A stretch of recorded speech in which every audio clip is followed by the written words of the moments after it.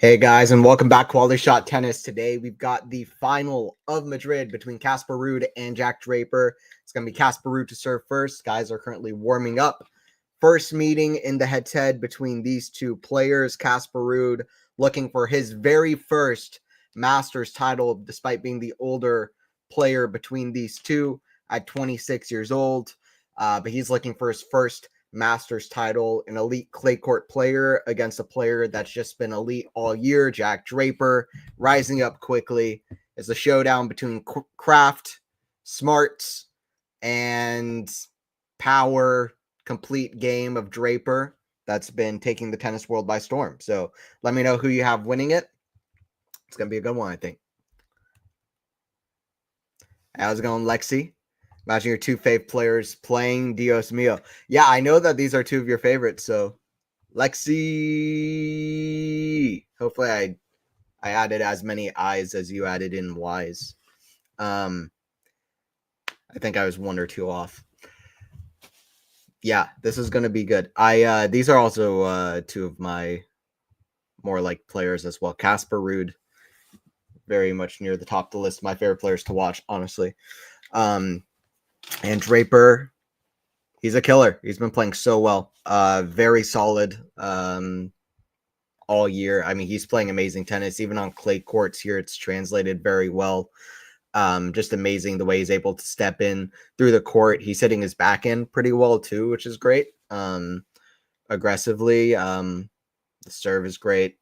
He's moving pretty well. I mean, I feel like the movement and the backhand are at times what I feel like some things that he could have done better. Also, like mental game earlier in his career, physical side, but these are things that he's improved a lot on. And now, I mean, he plays with a pretty complete style and just very overpowering, you know?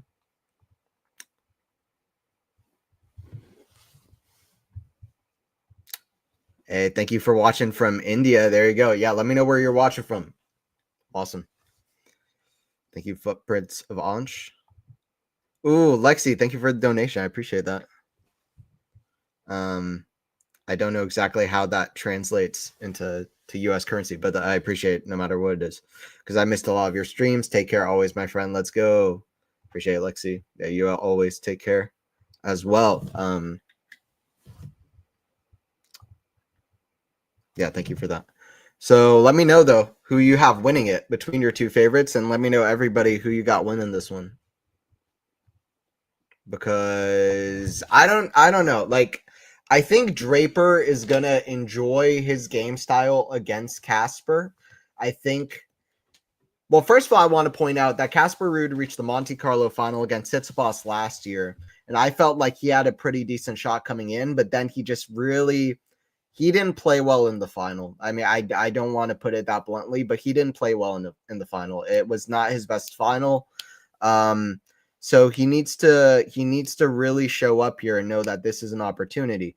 Draper, I feel like he'll like, you know, the forehand to backhand dynamic going cross court over the lower part of the net, building out the rallies that way. I mean, that's something that I think he'll enjoy.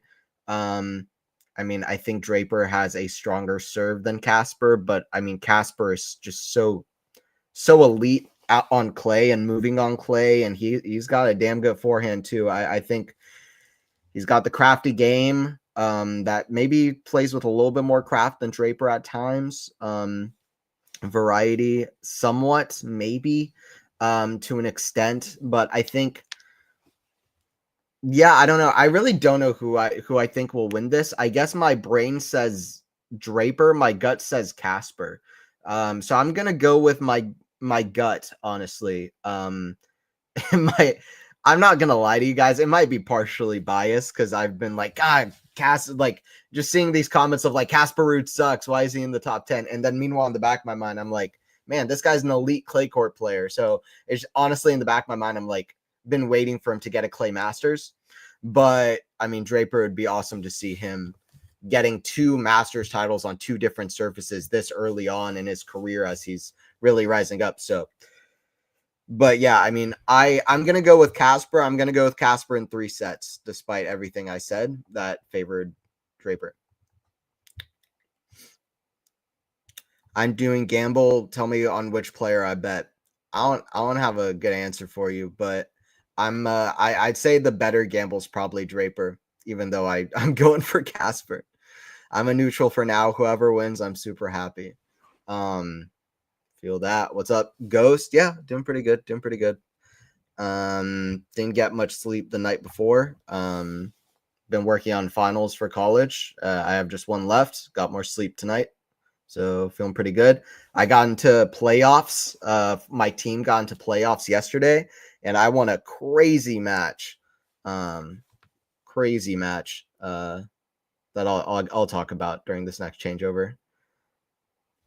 But yeah, always happy to win. 40 love. Personally, like playing matches, I love winning way more than I hate losing. Like losing is just a part of it. Winning is like losing is a part of winning. Winning is like that is where like I don't know. I have equal passion to winning as most people do for hating to lose. Like I don't know. I live for the feeling of getting it done. No matter what it takes, you know? Like close match or not a close match. Forehand big from Draper. Statement at 40 love. Goes for it. Goes for broke. Might as well. 40-15.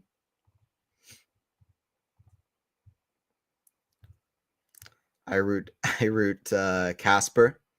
Love it. Love it. How's it going, MJ? Yeah, good to see you. It has been a long time. Lexi's unfettered admiration for me is a bit ever gamble. All right. Chat's already chaotic. Love it. 40-30, Casper serve. Forehand goes to the forehand of Casper. Cross court, backhand slice of Draper is a lob. Smash, put away Casper. He just has so much control of the clay court. By the way, I will mention, I love how much Casper talked openly about, well, frankly, mental health and where he's been at mentally, to start the last over the last 6 or 8 months or so. That's something that a lot of not just tennis players at the professional level, but also athletes don't talk about very often, and it's a big aspect of sports and tennis, and I think and just life in general, you know. So it's great to see he was talking very openly about the fact that he didn't feel well mentally, and he seeked help, and I suppose it seems like therapy and other stuff. So as God seen him talk about it that openly, and more than anything, that he's in a happier and better place. And then, so yeah, I thought that was nice to see, and it's good that Ruud is in a better place. He is such a great addition to the tennis tour. As Draper hits a big serve out wide, Ruud gets it back. That's a good sign for him, being able to get such a strong serve back into play. The depth on the Ruud forehand on clay and the spin that he gets on that shot is tough to deal with. Forehand, back end of Ruud, back end of Draper, goes to the forehand of Ruud. That's going to be out. Good pace of shot from Draper. 15 love. So anyway, I got my team got into the playoffs, and my team lost the first round of playoffs, even though like I won at line 2, line 1 won. But in my match, my partner the week before during our last match hurt his I guess part of his Achilles. He's torn his Achilles in the past, and he like tore his knee, I guess, or like the Achilles that connects to his knee or something like that. I don't know exactly what it is, like a tendon or something. He pulled it or something. It didn't look like he was going to be able to play at all. What ended up happening, he ends up playing, and we play and he's an older guy too. We play like 2 hours and 45 minutes match, maybe like 3 hours long. And we come back from 5-3, 30-15 down the opponent's serving in the third set, and also 5-3 deuce. And also we were down.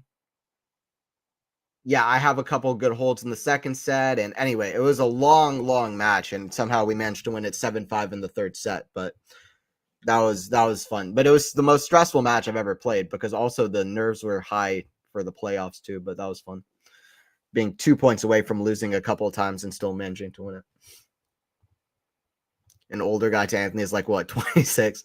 No, I think he's like 60 or something. 60 to 65. Probably like 60.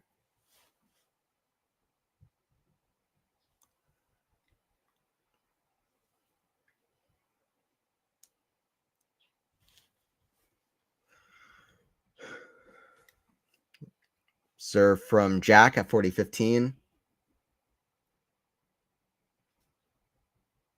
Backhand of Ruud goes to the forehand of Draper. That's a big shot down the line, 1-1. I forgot the main part of that story is that I felt like I was going to throw up at the start of the third set. I thought I was going to vomit on court because my stomach started feeling bad. I started feeling dizzy. I actually fell on the court after like a 35 shot rally. I thought I was gonna throw up, and just I managed to fight through it. But yeah, it's funny. I remembered what like Mira Andreeva said that LeBron James inspired her, and was like, even if I'm not physically feeling well, like mentally I can pull through. So even at the lowest level of the sport, like those top players, like they inspire you, you know. I played with a 60-year-old guy. My opponents were not my opponents were younger. My opponents, he's really good. He used to play double A not even that long ago. Like he was really good younger, and he's still got great hands and a fantastic serve, and he's still very good. But my opponents were like 35 and maybe 40. So still older, but not, you know, my partner was the oldest player on the court. We managed to pull it out. We have a good record together. We have like an 11-2 record. Ooh, Ruud hits a shot that's going out. 15 all. That was going long for sure. I think. Ruud hits this weird slice shot. I always say about Casper Ruud, he hits a lot of shots that other players do not hit, but I think his smarts, his anticipation, some of the best on tour. I think his lob is one of the very best on the entire tour as well. Ruud is just an underrated player, I always say. His forehand is very tough to deal with on this surface, and he has the footwork to really facilitate a great rallies around it. That goes out from Draper, 30-15.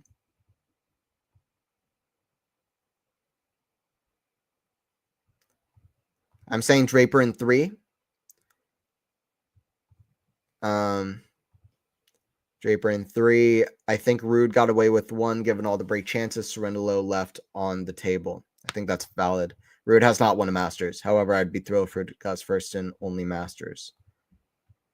Naomi won 125 today. Yep. On clay. Behavioral cognitive therapy worked for me. Now I'm a nearly perfect psychologist specimen. Rain operating at peak, mind clear, intellect sharp. Nice.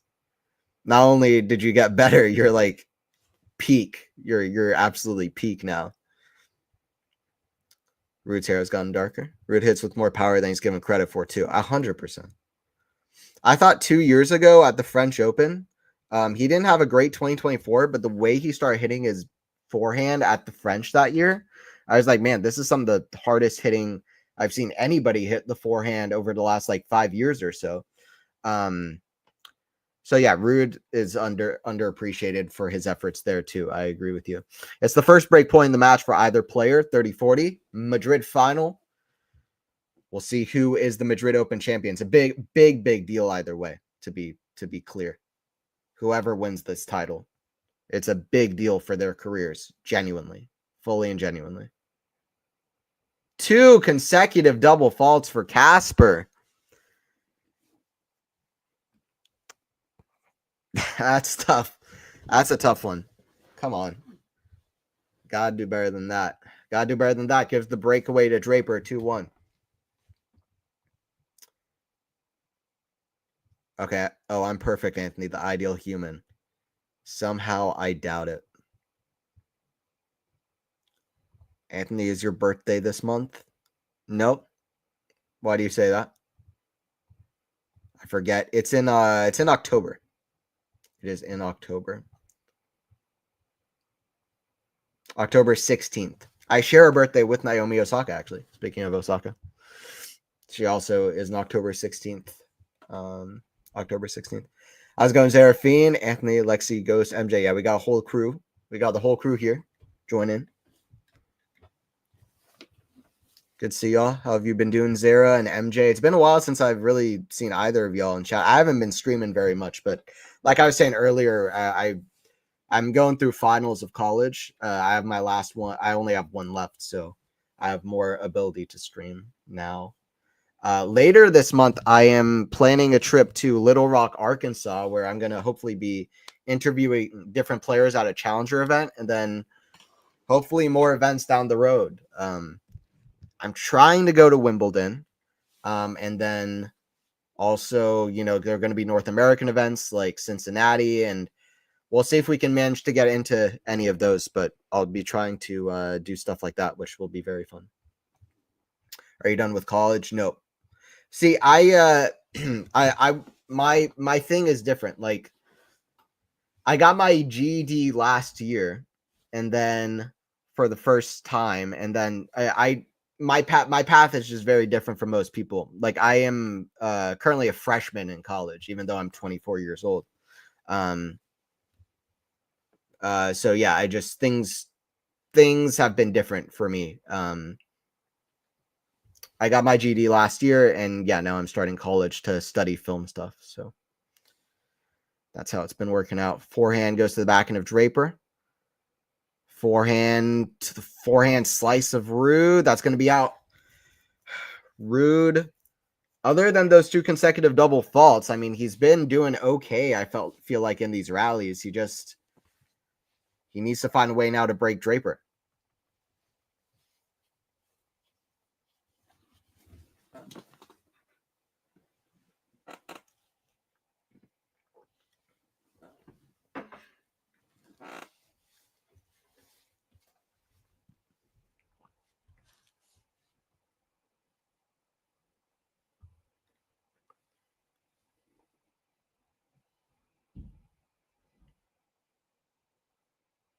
Serve just misses down the tee. Second serve.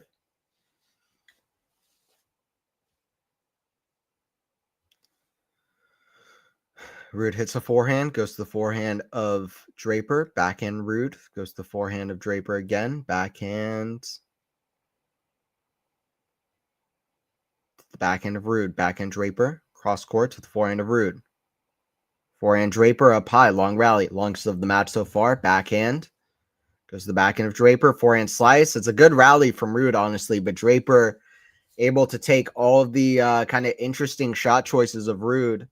There are a couple shots there where I think Ruud was playing to surprise Draper. There are a couple backhands that usually people take cross court, or they would run around and hit a forehand. Ruud goes for the backhand, just kind of creates these kind of awkward angles back to the backhand of Draper, but obviously trying to avoid his forehand as well.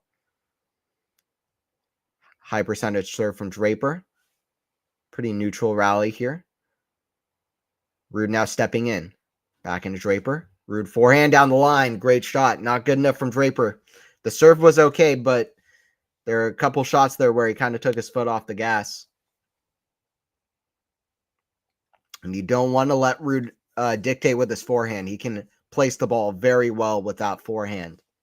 His control of his forehand, and like I said, the footwork and movement that facilitates it is incredible on clay. Just being the ability also to run around his backhand and get to the forehand. It's just so good.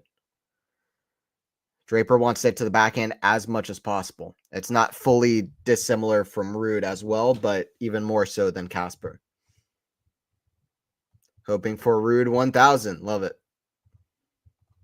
Can't pick who's my favorite Norwegian. Nice, nice, nice.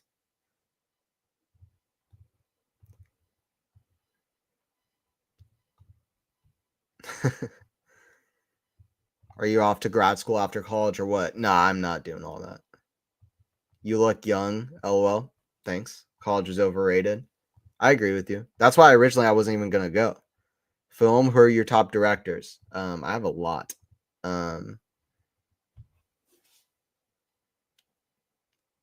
Forehand down the line from Draper is very good. 40-30. I have a lot of favorite directors. Well, I mean, Christopher Nolan is a big one. Also Tarantino, Spielberg, very basic ones to start off. Douglas McKinnon is somebody that I'm a big fan of as well. Trying to think. I appreciate Kubrick's ambition, but he's not my favorite. He doesn't have my favorite films, honestly. Trying to think who else.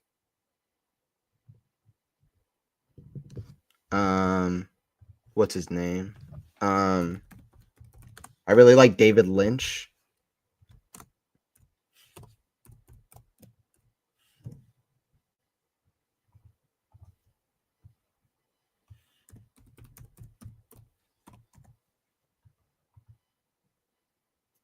Charlie Kaufman is another good one as well.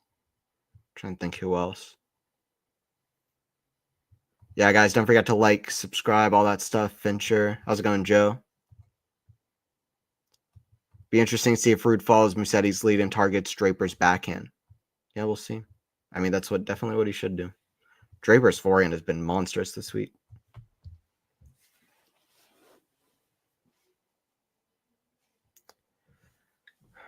Serve from Casper. Down the tee is very good. 15 all.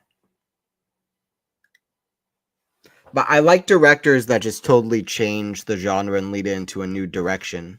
Not the genre, the medium, and take it to a new direction. Like, and certain genres, but like Tarantino. I just love it because like nobody can make a film or write a film like Tarantino can.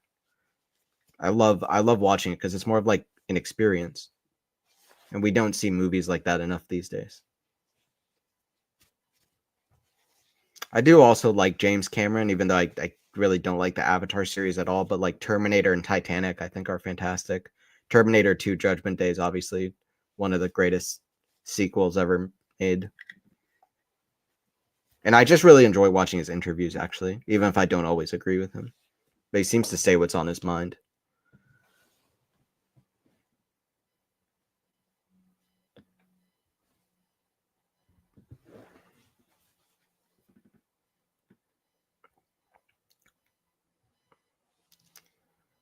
Backhand goes to the backhand of Draper, backhand of Ruud. Forehand of Draper, big to the forehand of Ruud. It's going to be a shank. Ruud needs to find his way out of this game where set one is over. I mean, it's just he needs to get out of this. He's not going to climb back from a double breakdown. Needs to get a sneaky hold right here, and then try to find some way to break Draper.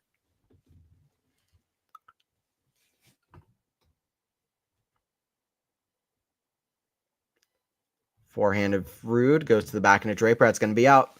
It's a shot that Draper's going to want back. Goes for a little bit too much on that backhand. 40-30 for Ruud.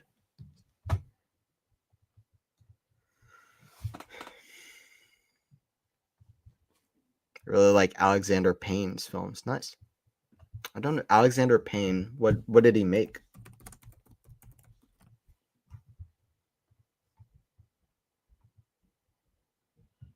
Oh, he's the guy who made the Holdovers. Okay, the Holdovers was great. Trying to look at what other films I've seen. Holdovers is awesome. One of the better movies of the last few years. Oh, what's the name of that guy? That's another director I like.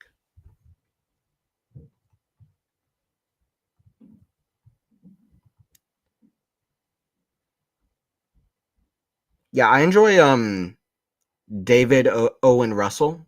I think he's an underrated like creative. He's another like Tarantino type. Like he makes movies that are pretty different, I feel like. Have personality to him. Is Ruud moving okay? Yeah, Ruud is moving okay, I think. Holdovers, yeah, I love that one. I'm a sentimental follower. Yeah. David Lynch really is a bit of an acquired taste. Lynch got into transcendental meditation in his latter years. I love David Lynch. I mean, his movies don't really make any sense, but I love it. I really enjoy it. It definitely takes, I don't know, he's probably top 5 for me. They get certain sensations out of me that I don't get from other films, and that's really the number one thing I look for coming into a film. Like I just want it to artistically spawn some inspiration for me. American Hustle is one of the most underrated movies. I love that movie. Silver Linings was pretty funny. Lynch's Blue Velvet guy. Yep. Yes. Yeah. I mean, Lynch is fantastic. I like Lynch a lot.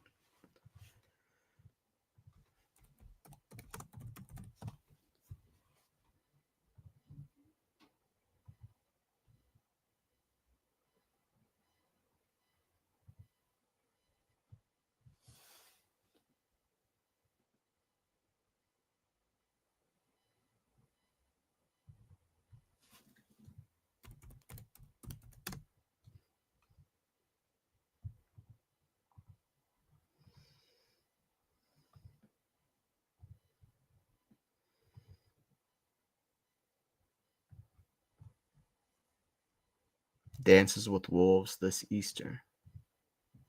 Okay. I haven't seen that one.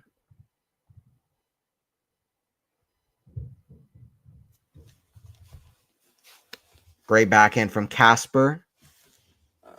Better shot there.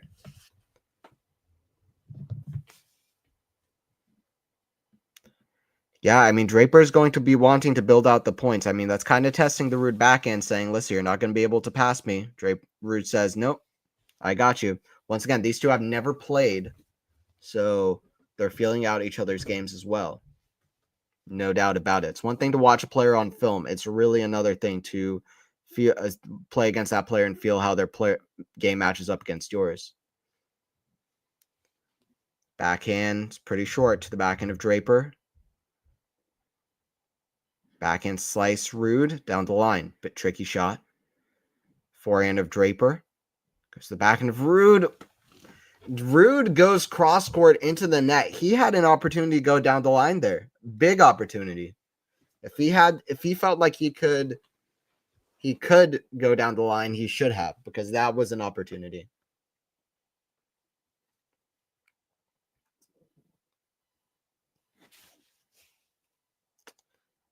I mean, if it was Djokovic, she'd be going down the line there all day. Ruud doesn't have to compare herself to Djokovic, but that was a down the line shot opportunity. Backhand slice, cross court is a great shot. Draper's there with the volley. Two great shots from both guys. Draper moves very well. Both guys are locked in, trying to get their first clay court Masters title. And for Ruud's case, it would be his first Masters title, period. Career-changing win for either player. And they know it.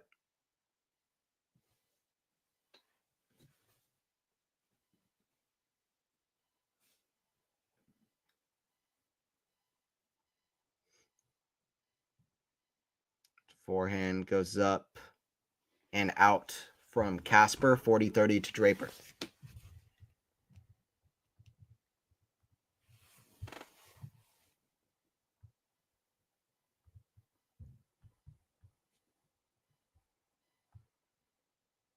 Feels like Draper more in control, or is that just me? Early on. It's still early, though. But, I mean, he is up a break. Serve here from Jack. Backhand. Goes up to the forehand of Draper. Backhand of Ruud. Goes to the forehand of Draper. Big shot. Inside out. 4-2.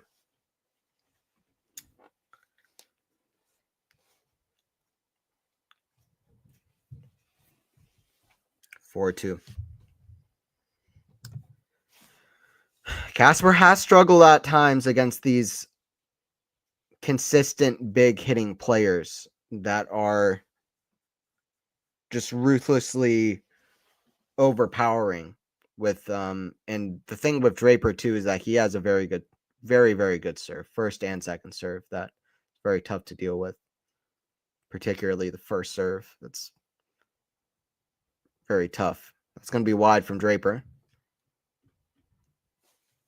15-love. It seems like Draper's definitely played better so far, but definitely doesn't feel like a wide margin. So we'll see how this match keeps playing out. Still early stages here. It's not a wide margin between the levels of these two early on, in my opinion.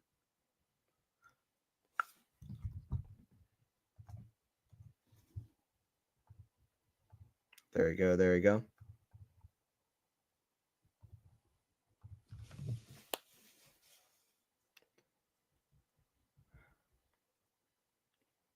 Backhand of Draper. Goes to the forehand of Ruud. It's a drop shot. Draper runs. Oh, what a shot there. Ruud has to clap. Great speed. Moving up the court vertically. Like a pawn that transforms into a queen. Looked like it was not going to be anything, and then he gets to it and just boom. Passing shot. 15-all.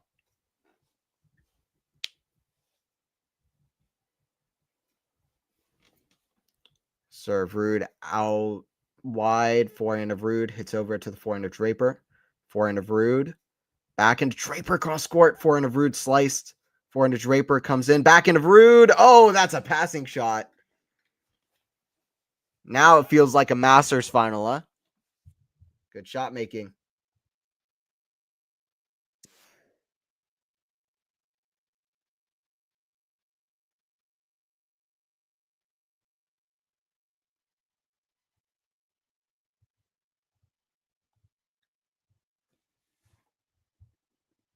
Rude slides. Well, yes, absolutely. Has Draper always been wearing double ankle braces? I don't pay enough attention to that stuff. I'm not gonna lie. That's a great volley from Casper. I mean, I've seen him with ankle braces, double ankle braces. I'm not sure, honestly.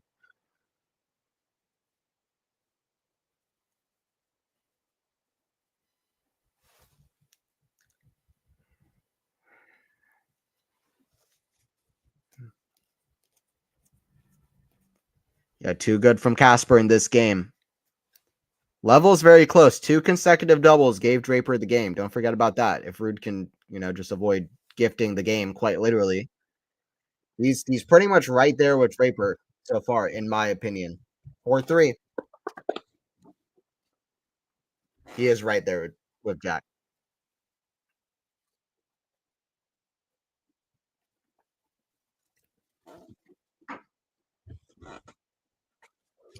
This is high quality stuff from both. Completely agree. I believe that was Ruud's first approach to net this match. No, not his first. I don't think it was. He's been to net. That was maybe like his third approach, second or third. He was to net at least once before in the match. That's high quality stuff from both. Question is, can Draper sustain it long enough? Ruud will know his young opponent will have a dip and then he'll bounce. Yep, that's true. I mean, Draper is young, but he's gonna be turning 24 later this year, I think. So shouldn't forget that as well.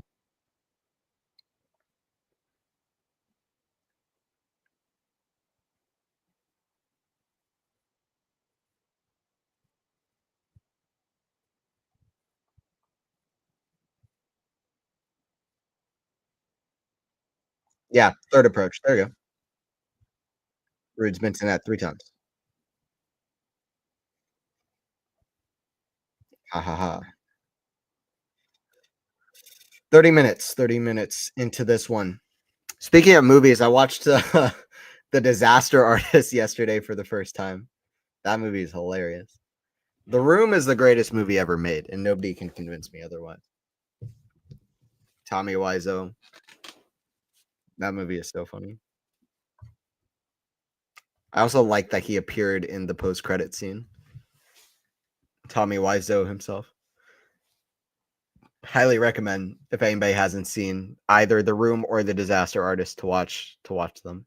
First The Room and then Disaster Artist. It is a great time. If you're looking for a great time, watch those movies back to back.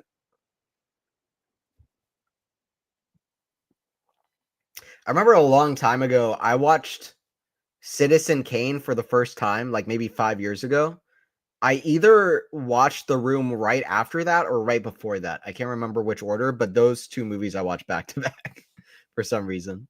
2 days in a row, I remember that. I basically did a Barbie Oppenheimer situation just in my own time. Backhand, cross court, goes to the forehand of Ruud down the line, forehand of Ruud, inside out to the forehand of Draper, backhand of Ruud. Oh, just doesn't have the control on the backhand. That loopy backhand that just gets out of control. 15 all. Such a good movie. It's weird that yeah, fair enough. It's weird that Ruud is only 26. He feels so much older and more mature than his counterparts. My man deserves a slam. Oh, hi, Mark. You're tearing me apart, Lisa. There's so many good lines in that movie.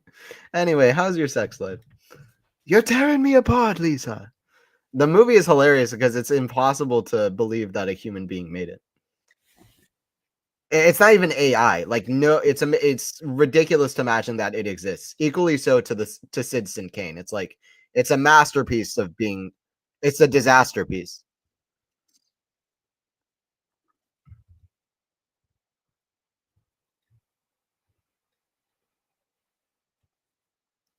Touch of Evil is a must see if you're into Orson Welles. Orson Welles is great.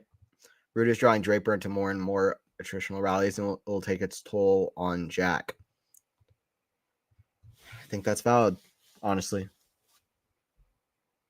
But can Ruud draw this match out long enough? If he, next set, if this goes 6-4 and then next set he gives away another service game, this could be over in an hour and 20, 30 minutes. And then I don't think attrition is going to play much role at all. But we'll see. But it's a valid point anyway. I mean, we'll see how it turns out. That could be a positive for Casper. It's a very spinny return that's not going to do much good for Ruud there off the backhand side. Drop shot. It's a good play actually from Draper. Just missed it. 40-30. I didn't hate that attempt.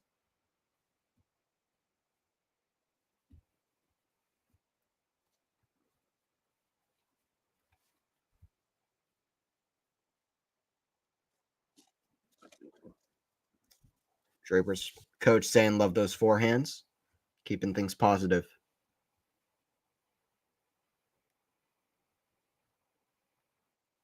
Serve out wide, backing of Ruud. Volley. Draper is a good drop volley. Ruud almost gets there.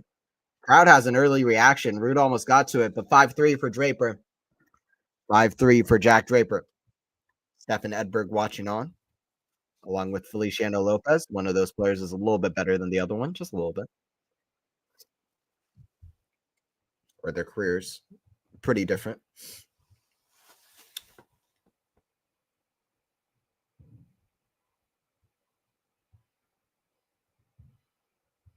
Citizen Kane is apparently about that wooden horse. Dang. Well, yeah, it's, I mean, the big plot twist with Rosebud at the end. Yeah. I think that Draper is going to win. Yeah, I like Citizen Kane because it's like the most simple, complex movie. It's like you think like the end is going to be so complex, but just it makes the whole movie. It just boils it down to a really simple sentiment that like the guy based his whole big persona and life and stuff over this one thing, one huge emotional incident early in his life that really started to shape his personality over time. I think that's Draper going to win. I think that's fair. Thank you for joining in, Amira. I think I saw Lopez going to play Legends Cup. Yeah, with Ferrer and Songa and other players. Yeah. It's great. Yeah, they're going to be playing that in New York as well. That would be great to go to. I'm going to see if I can go to the New York one, maybe. I don't know. I need to figure out how I'm going to schedule around different things. But yeah, that would be in July. I think Lopez is playing the one in like mid-June. Forehand goes to the back end of Draper. That's in the net. So 30-15 for Casper. Definitely some longer rallies. I do agree Ruud is drawing him into more attritional rallies.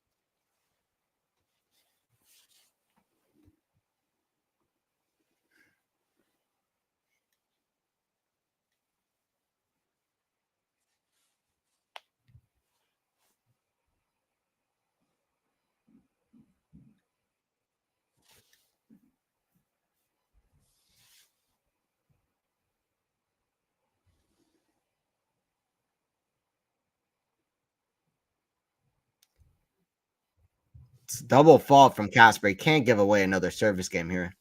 30 all. 30 all. Nervy for Casper. He's not been a great big finals player in his career so far. He's been a decent finals player, getting to finals, but big finals has not been great for him. Serve down the tee. That's a forehand. The net from Draper. 40-30.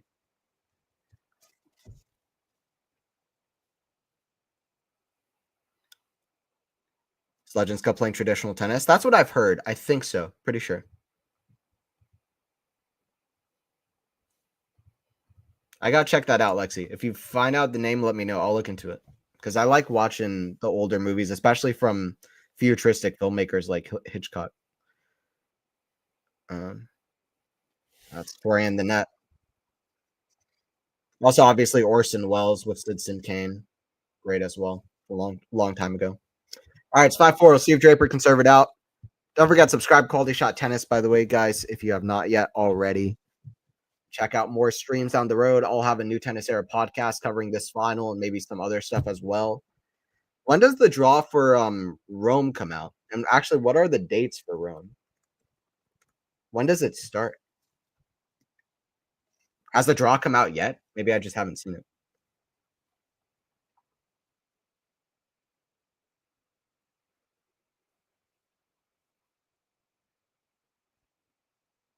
Starts on May 6th. Go state May 18th. Okay.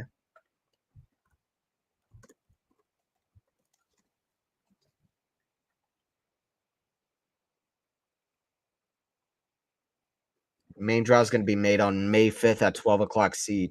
What is that?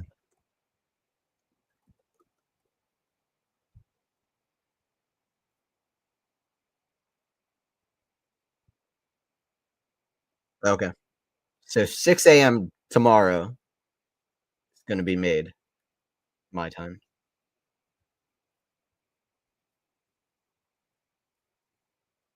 Rear window. Okay, I'll check that out.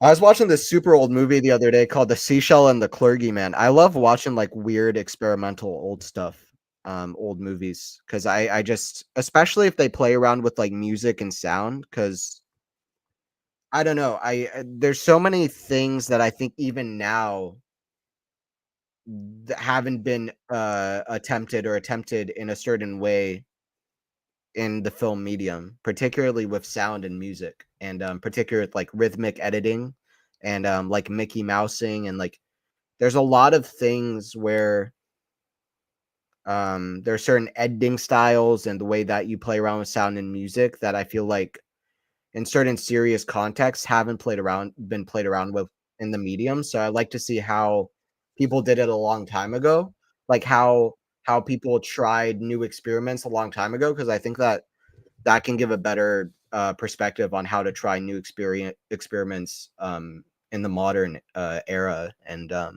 how to push the medium forward. Because I think there's so many things with film that hasn't even been tried yet. Forehand of Draper goes to the forehand, backhand slice of Ruud. That's in the net. So 15 all.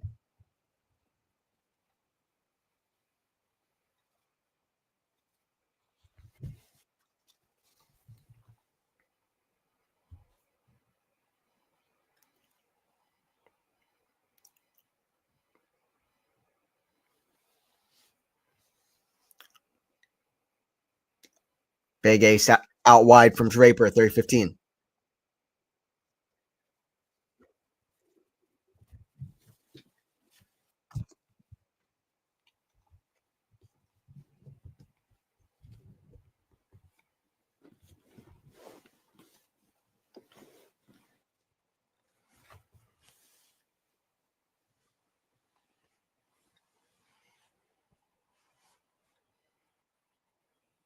It's a double fault from Draper. Draper doing exactly what Ruud did in the very last game.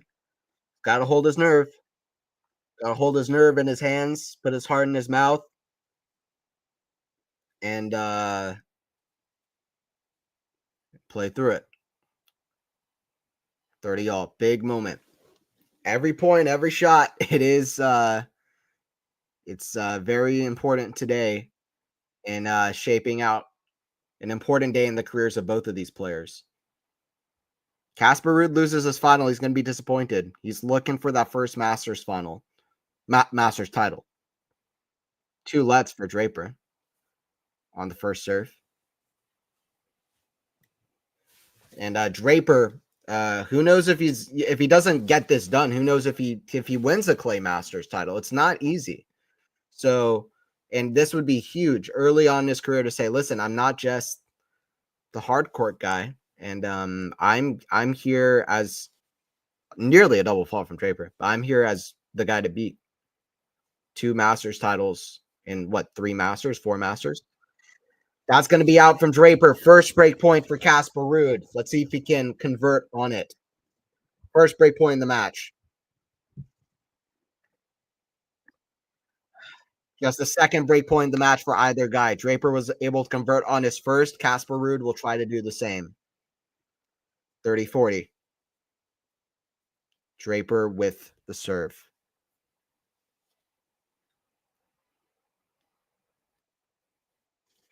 It's going to be out from Draper. Nervy game from him. There's no ifs and buts about it. It's also not surprising. Forehand. Ruud gets way out of position. Draper goes big down the line. Ruud is there with the forehand. Backhand slice of Ruud. Goes to the forehand of Draper. Big, big point. Backhand. Goes cross court to the forehand of Ruud. Backhand Draper. And to the forehand of Ruud. Attacking Draper. Defense. That's going to be long. Casper Ruud survives. Some risk reward in Madrid as Ruud goes way out to hit his forehand. Draper goes big with the down the line, but Casper has the speed, the foot speed, and he's got the forehand, fights his way back into the rally, and it's Draper. I wouldn't say that he folded, but nerves were a factor, and Casper gets it to 5-5. All to play for in this first set. A big one in this final. Serve from Casper Ruud. 15 love. Norwegian with ice in his veins. Well done, Casper. Absolutely. Good for Ruud. Going tie break. Casper definitely, he comes across to me as a very genuine, likable guy, which is always stuff that you like to see. It's nice to see somebody who's playing with a lot of heart and seems like a very genuine guy. Easy to root for. I like seeing personalities like that in the game.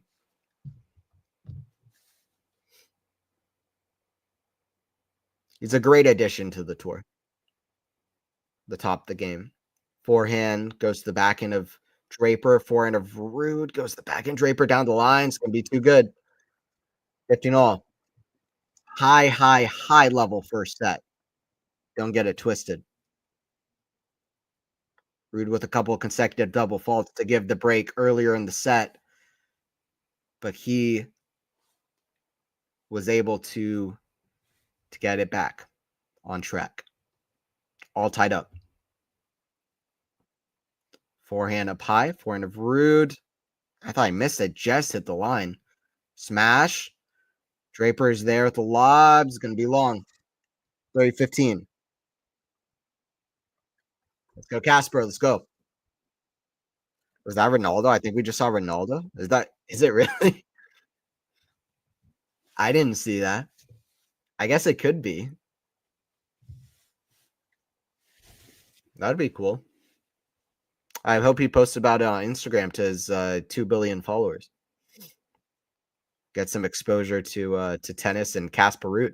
Maybe he can share 100 million of his followers with Casper Ruud. That'd be cool. Backhand goes down the line to the backhand of Draper. Backhand up high.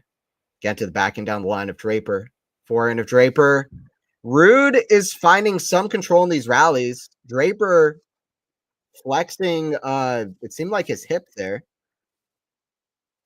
Ruud is going to try to make this an attritional contest.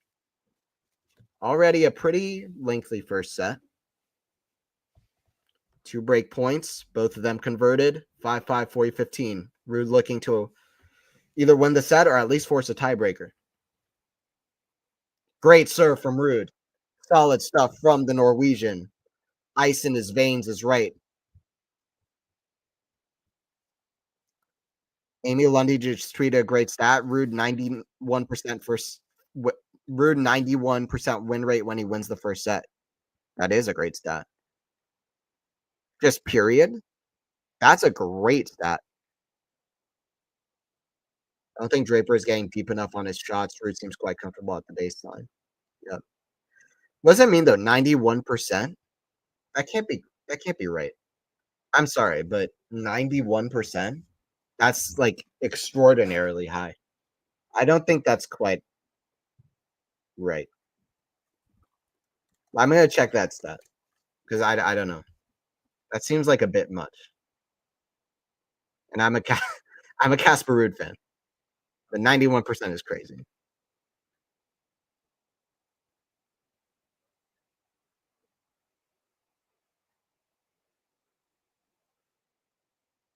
Amy Lundy posted it. Can't find it.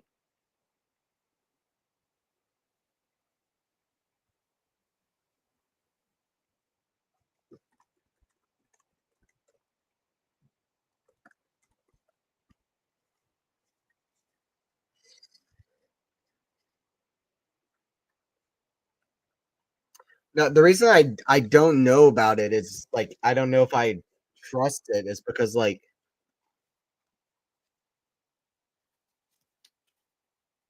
I think, like, the greatest players in that stat, I think, like, even, like, McEnroe and Connors and, like, players like that, I don't think they were even close to 91. Like, I think they were, like, maybe, like, 85 or something. 91 is crazy. It could be. I'm just not as certain. My Bodman is one triumph for Draper. He has one advantage, like is left-handed. Yep. Thanks for joining in, Lewis. All right, Draper to serve here at 5-6. Forehand of Draper goes to the forehand of Ruud. That's going to be out. Ruud is 3 points away from stealing the first set after Draper was serving for it. It was 5-4, 30-15 on Draper's serve.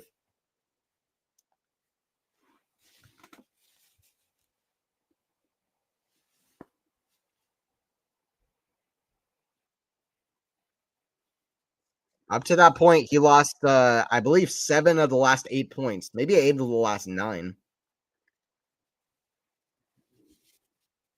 7 of the last 8. Draper lost 7 of the last 8 points going into that point. That's just math off the top of my head. Backhand goes to the forehand of Draper, hits over it. Forehand of Ruud is the lob. It's going to be in. Great lob. Even better smash from Draper. Not an easy shot. 3-15. Overhead winner from way back behind the baseline. Just flattened it out to a flattened it out so much that turned from a tennis ball into a hockey puck.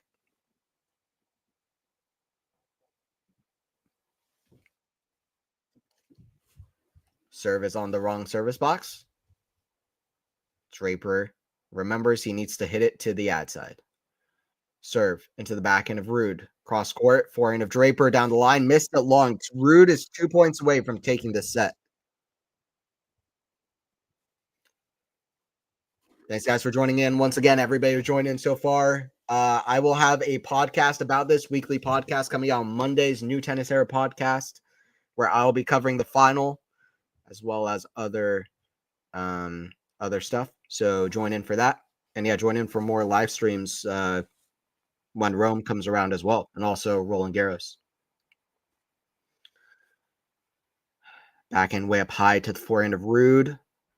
Backhand of Draper, forehand of Ruud. Comes in, backhand Draper, forehand volley, finish. Casper Ruud looking for 2 breaks in a row. Casper Ruud looking for a daylight robbery.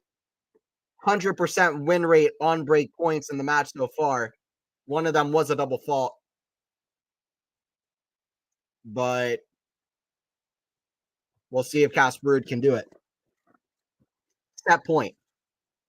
Break point. Big point.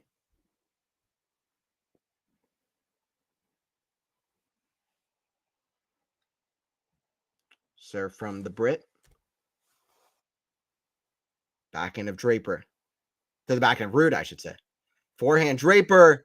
Oh, that goes out. Casper Ruud, a daylight robbery in Madrid, takes the first set.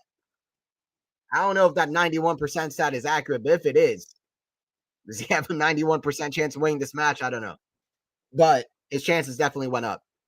7-5 for Casper Ruud in Madrid, 52 minutes. 2 breaks in a row. Wow. Draper is fuming right now. Lob winner. I can't believe that lob went in. I don't blame him. Yep. Nice second serve returns from Ruud. Great angle. It was initially at 30 all, yeah. Ruud is smelling blood. Draper needs to find something as the tide has turned. Absolutely. Yeah, never trust too much what's going on the first few games of the match, especially if it's the first match 2 players playing their head-to-head. Federer only won like 83% of his matches. Yep. Facts.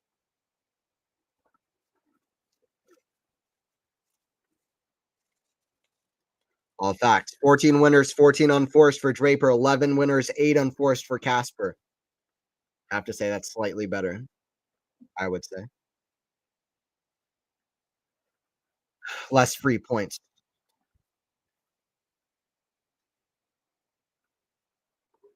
Casper Ruud, 91% of his first serve points won.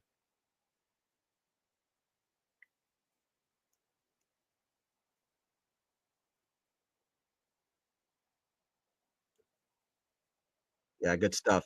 It was close. It was a really close set, really high level. It was it definitely met the stage. Like that was quality of a Masters final. That was the quality of a Masters final.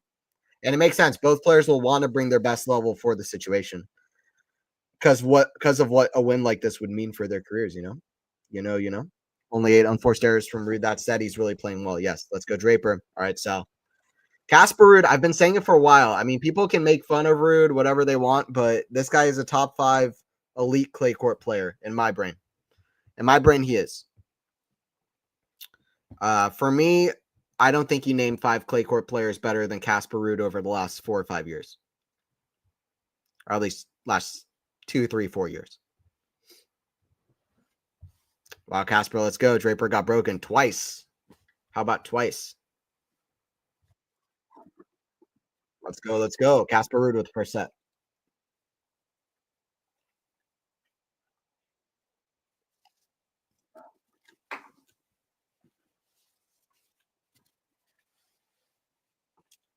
Casper Ruud looking for that first Masters. It's crazy that he hasn't won one, though, for me. In my brain, that's wild. I actually had to look up earlier this week just to be 100% certain that he hasn't, which I don't usually do. Just because it feels like his caliber of player is above that. Also, like Marty Fish never won a Masters title. Brad Gilbert never won a Masters title. Um, Kei Nishikori never won a Masters title. Milos Raonic never won a Masters title. Gael Monfils never won a Masters title. Um, there are great players that have never won Masters titles, but definitely feels like Casper Ruud would have won one by now. Smash from Draper goes down the line. Ruud is there in the net. Oof. Got nervous for a second for Draper. 15 all. If Ruud finds his way out at that point, this match is over. If Ruud found a way to win that point, it's like Ruud is not wilting at anything right now, right? Guys, don't forget to like the video and stream if you haven't already. That'd be very helpful. I would appreciate it. Also helps the stream to get passed around, which is always nice and get more exposure. Always like it when we have a lot of people in here chatting away. Forehand goes to the back end of Draper, to the back end of Ruud, back end of Draper, cross court, forehand of Ruud. Forehand of Draper. Nearly a great shot. That was a Rafa Nadal shot. Like he missed it just wide, 30-15. The great Rafa Nadal, obviously retiring in November last year. All these clay masters are completely different without him playing them. There's no doubt. The tour is different without him. But still a great quality of play. Even if it's not Rafa level, still a great quality of play from these two. 40-15 for Ruud. Tennis keeps going. Casper, let's go. Rafa, and Daniil Clay Vidal are the best clay players of the last 5 years. All right, that's your top 5. Honestly, valid. I don't hate it. Rafa, and Daniil Clay Vidal. Nice. I'm trying to think of a joke player to add into that, but I don't think I could have. I don't think I can add on. Like I think you already peaked with the joke there. I can't. Like that's pretty funny. I'm not gonna lie. We're 3 minutes away from an hour mark here in Madrid, Mutual Madrid Open. I still want them to. I don't need them to bring back blue clay, but I want them to like Madrid to be the one that like changes the color every year. Like next year, it should be like they should just surprise everybody, and it's just freaking like yellow or something. Like it just doesn't look right, or like purple. Like that, Madrid should just change the color of the clay every year. But it would be awesome if they bring back blue clay, but just I just want something. Like I want the surface, them to play around with surfaces. Like back in the day, we had wood courts, carpet. Like we don't have any of those anymore. Like surface versatility is such a great thing for tennis. It's a net positive. More surface versatility, the better. It's part of the reason I want there to be a Grass Masters 1000. It's a no-brainer. They should play around with more surfaces. So, yes. So I made 2 points there. Number one, there should be more surface versatility in the sport. Number two, they should have purple clay. That goes out from Ruud's forehand, 40 love. And the point that I care about the most is the fact that they should have purple clay. That sounds awesome. All right, just a 1 minute game here for Draper is a good sign for him after getting broken twice in a row, trying to break that streak. Forehand of Draper. That's a backhand out from Ruud, 1-1. Quick hold. Houston has a brownish fake clay. That's true. You're not wrong. You are not wrong.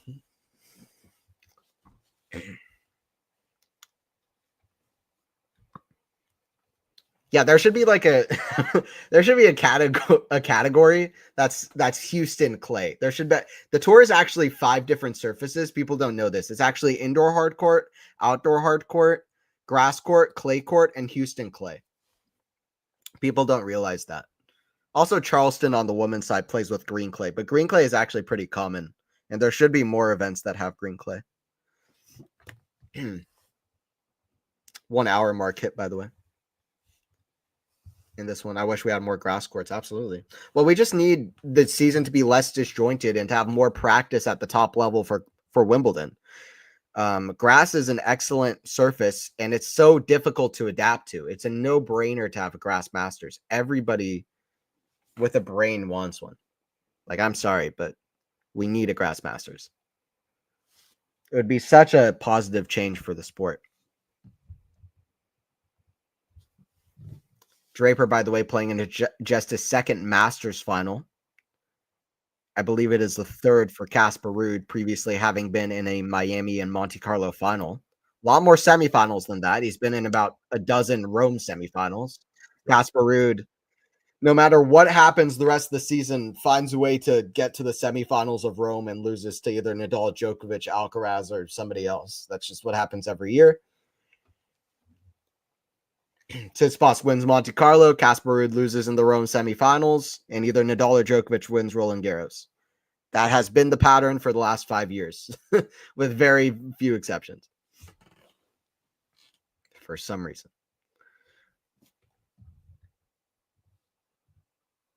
And Alcaraz last year, winning Roland Garros, obviously. Backhand of Draper goes down the middle to the forehand of Ruud. Great angle on that forehand. Backhand, that's going to be out. 15-30, maybe a chance for Draper to pounce. If he pounces, he better hold on to it. Not take the leash off his prey.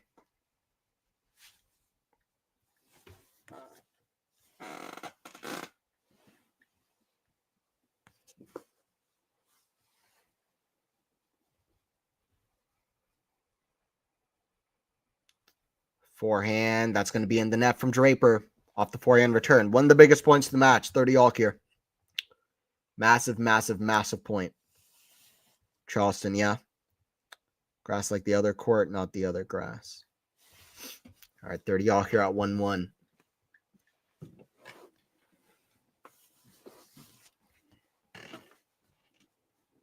Serve from Casper. It's in the net.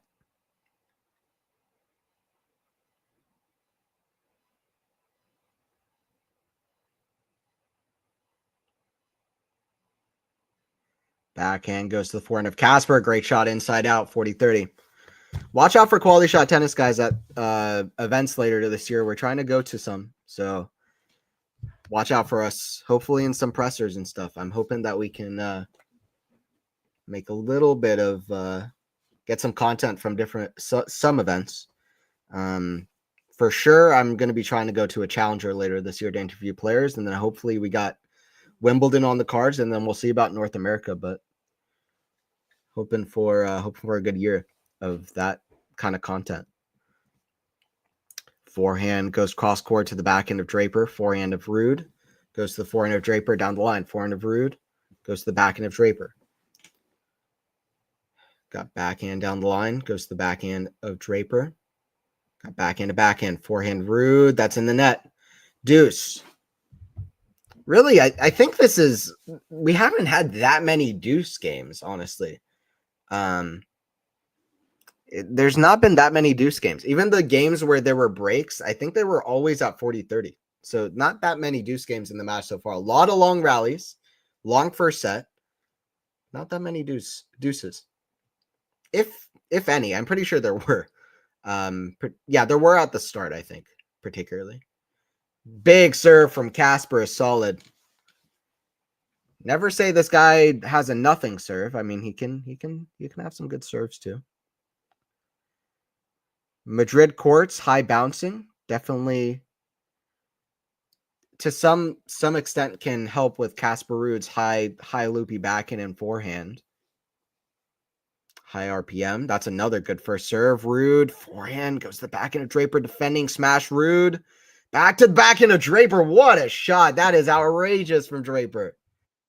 Next gen showing off. Jack Draper says, look at me. I'm here. And I'm cracking the top 5. This is why. Ruud probably should have done more with the smash, but Draper, very impressive shot. That was very impressive.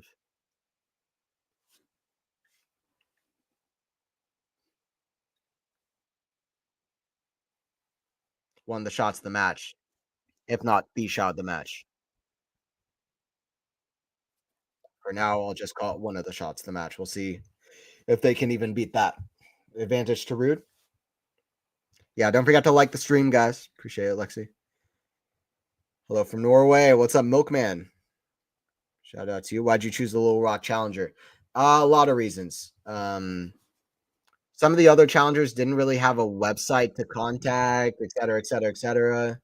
Arkansas is a place I wanted to visit. There's some cool stuff there. The challenger is pretty strong, 175. There have been strong players in the past, like Jack Sock has won the challenger in the past. And even last year, there were pretty strong players. I think like Baza Veretti played there last year too, and he's a good player. And yeah, so there are a few reasons like that. Like and subscribe. Absolutely, guys. Don't forget to like and subscribe. 100%.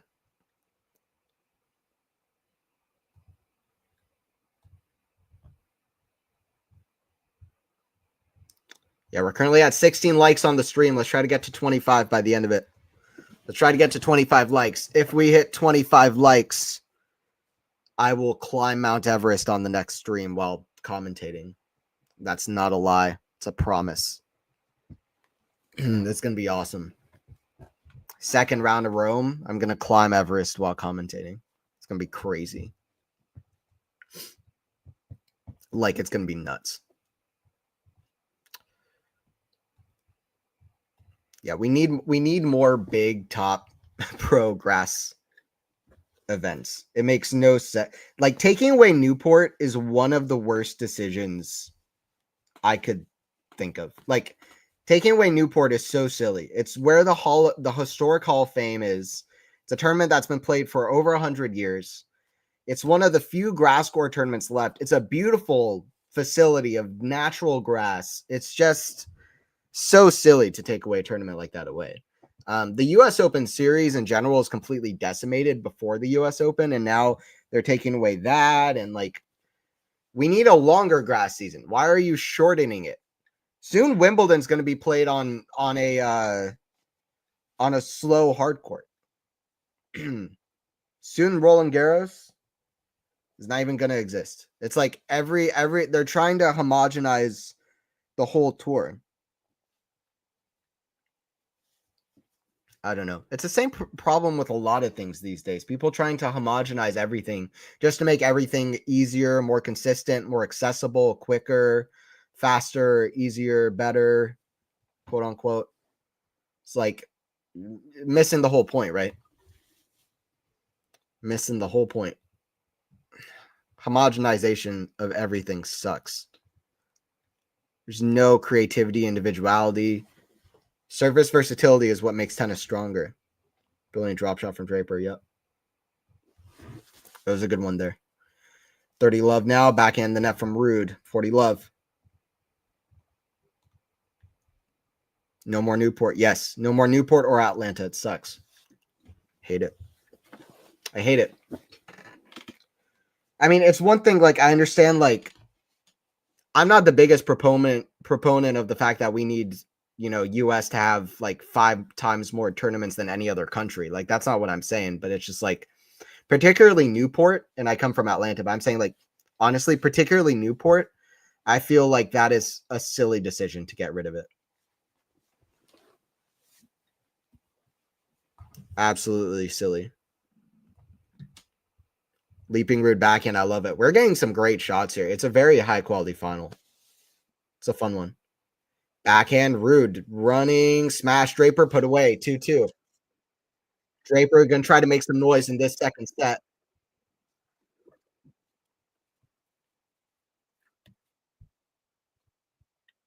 2-2-2.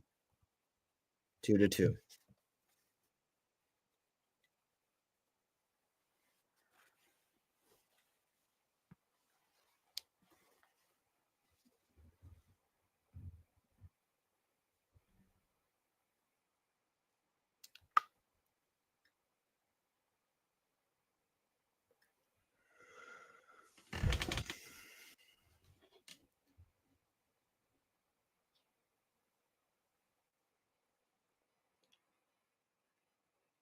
Serve from Ruud down the tee is very good. Good serving day for Casper, to say the least.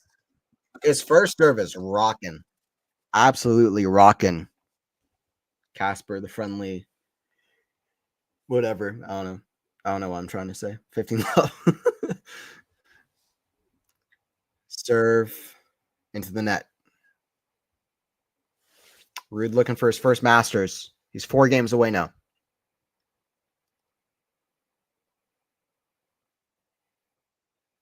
He's going to be out 15 all. Casper, the friendly ghost, looking for his first big title, period. US is just a very big country, probably too big. Yeah, it's fair. I think we should give Florida to Cuba or something.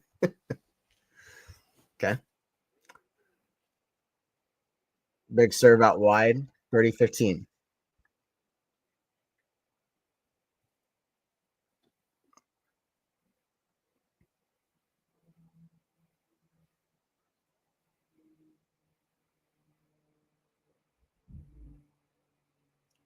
Serve from Ruud. The back into Draper, back forehand to Ruud. It's a great shot. The depth of shot that Ruud has off the forehand is just so impressive. He's really playing a great ball this week. I feel like Casper Ruud's the guy to beat. He has more comfort on the surface than Draper. And that's, I think, really facilitated him to have the comeback in this match that he's had. He looks more comfortable than Draper is, particularly at working the points, at moving around on the court. Looks like Draper's forcing more than Ruud is. Ruud is, he looks comfortable, and he looks like he's settled in here. And he's serving very well as well. And that is a big thing as a crutch of confidence, as well as just like a good thing inherently for his game. 40-30. Certainly don't get a more humble or whatever nice guy than Casper. He's been clapping like every time Draper wins a point. Just clapping with his racket. Just appreciating the effort.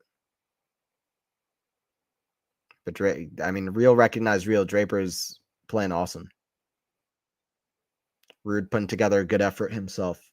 Trying to stay in the lead. Trying to get to 7-5, 3-2.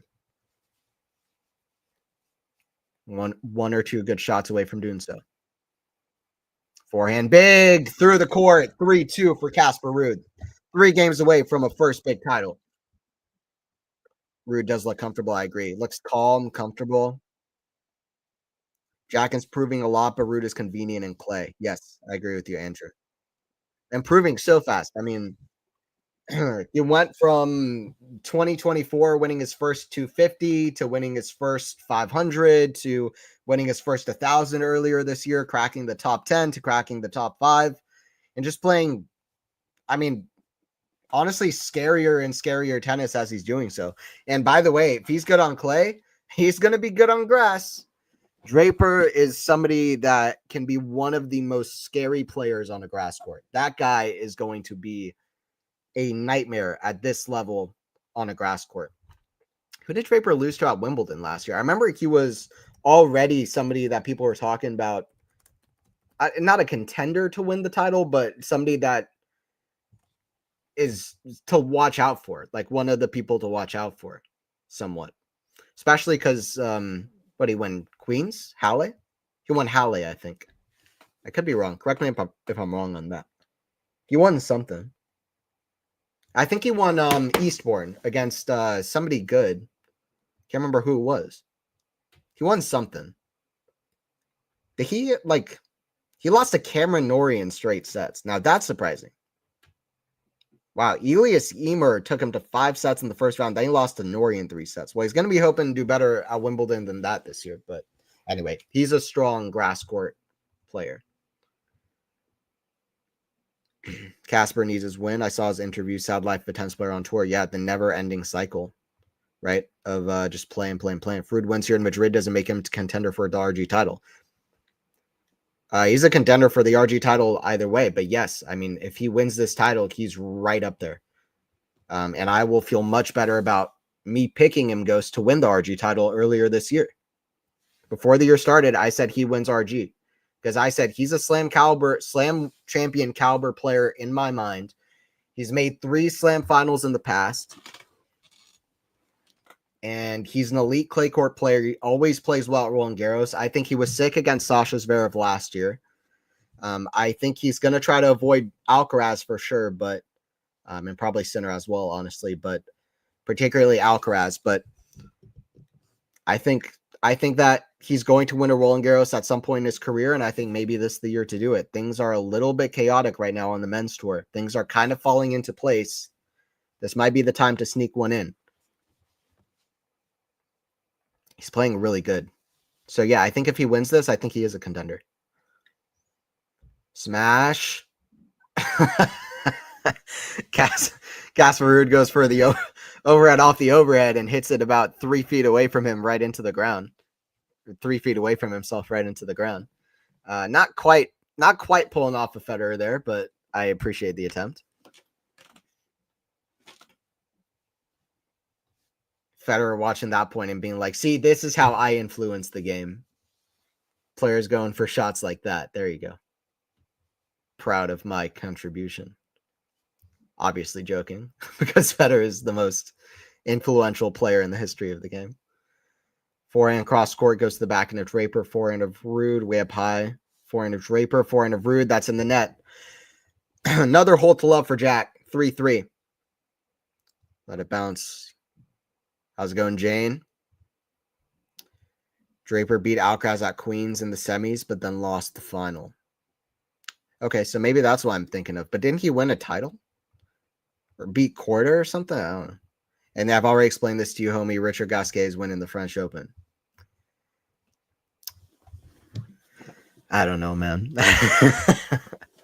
If somebody like that wins the French, I hope it's Gael. Because Gael, I actually could imagine winning it, and I won't say I could actually imagine winning it, but I would at least say that Gasquet doesn't have any chance of winning it.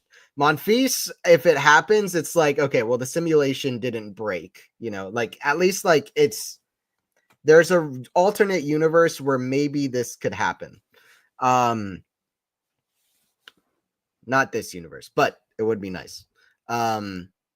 And I would pick Monfils for the French and Dimitra for Wimbledon. Those are 2 players that they haven't even made a slam final, but they are just absolute favorites. It would be a nice sight. Forehand volley into the net, love 30, a little bit nervy there. Your comments, I just have no idea how to react to, Ghost. You're putting me on the spot with these ridiculous sentiments. But listen, I mean, you're just out here predicting the future, I guess. You're just telling me how it is. Gasquet taking out Gabriel Diallo in the final. Nobody's ready for it. Forehand, swinging volley. Just made it. 15-30. Crucial moments here. 15-30. With Nadal absence, Djokovic declining a bit, and Alcaraz with his not best form this season, Ruud has a huge chance at Roland Garros. Yep, I agree with you because Djokovic is inconsistent, and then Alcaraz and Sinner's only coming back from his thing. So, yeah, it definitely facilitates an opportunity. I would feel great about my prediction if it comes true. Like just the fact that I called it. Because not many people have. Particularly at that time. But anyway, we're far from it. Forehand goes to the backhand of Draper, backhand of Ruud, goes to the backhand of Draper, forehand of Ruud, cross court. That stays on the top of the net, 15-40. 2 break points for Jack Draper. Alcaraz is not done. Alcaraz is not done. That comment is not going to age well at all. Alcaraz isn't even close to done. If by done you mean winning multiple more majors, then he is done. Backhand of Draper goes to the forehand of Ruud. Backhand of Draper down the line. It's the backhand of Ruud cross court. Forehand of Draper, big, rushing through the court. Draper, a killer, draping the court with blood in Madrid. 4-3. All right, thanks for joining in, Jane. Alcaraz lost to Runa. Okay, but dude, Alcaraz is 21 years old. To some extent, you got to give him some benefit of doubt. Are you really in that bad of a place if less than a year ago you won the Channel Slam? I don't think so. Are you in that bad of a place if you've won over 75% of your matches at 21 years old? If you're, I don't think so. He's only lost 2 big finals in his career, and they were all-time epics to Djokovic. Showing up in the big moments. That's not too bad. One of the best athletes that we've ever seen. One of the greatest just in terms of athletically moving in any sport. And people will say that's glazing. Is it really? Am I wrong? Am I actually wrong? Am I actually incorrect with that? I don't think so. Fantastic talent with some of the shot making that he consistently pulls off. I mean, come on now. Sinner will begin training in Rome soon. I read somewhere. I think his thing ended today or whatever. Like his ban ended today. Or it ends starting next week or with Rome. Alcaraz is number 1. Well, I don't know what you mean. Alcaraz is number 1. That goes against what you were just saying. Backhand. Volley of Draper. Ruud scrambling. Smash Draper. That's going to be too good. 15-love.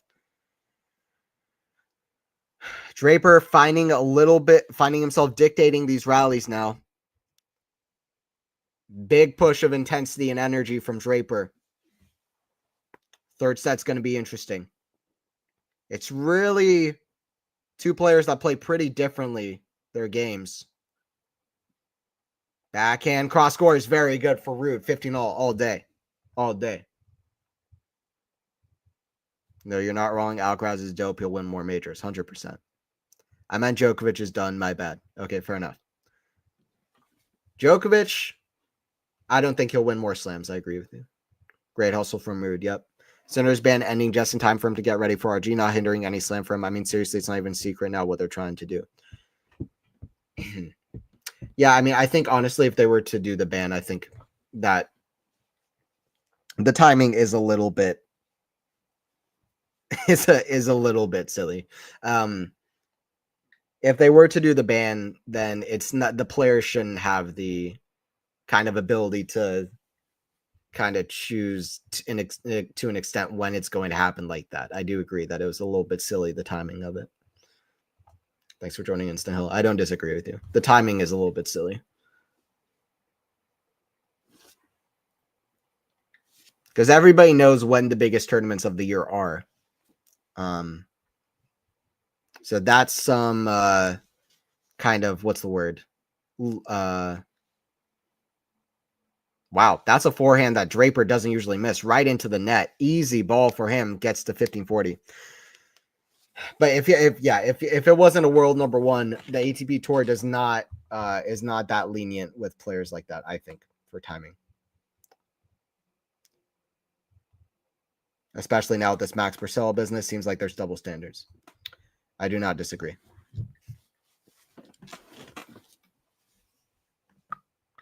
Serve from Draper.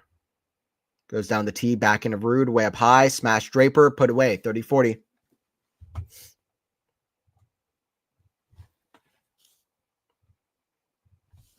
I agree. It's convenient timing for in regards to center. I don't disagree.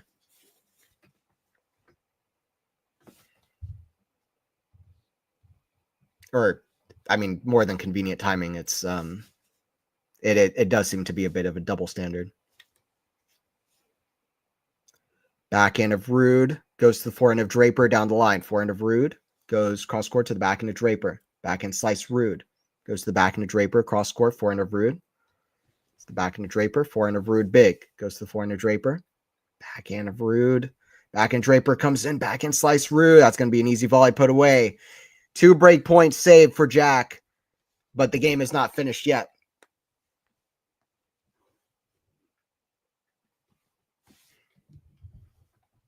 Deuce.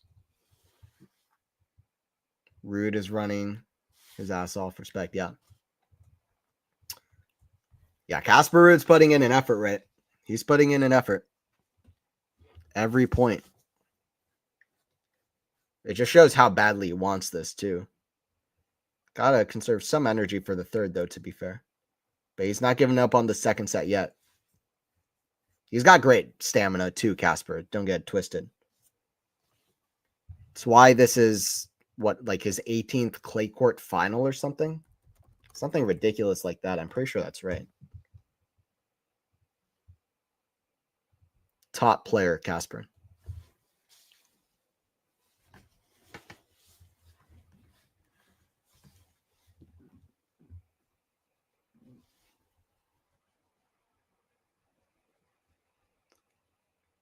Serve Draper goes long. Second serve.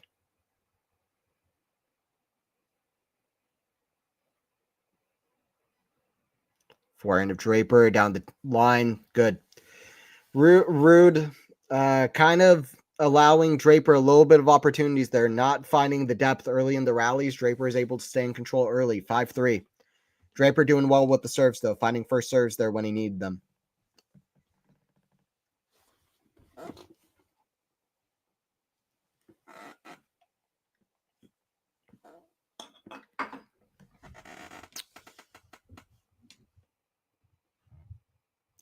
Wasn't Draper up 5-3 in the first set, too?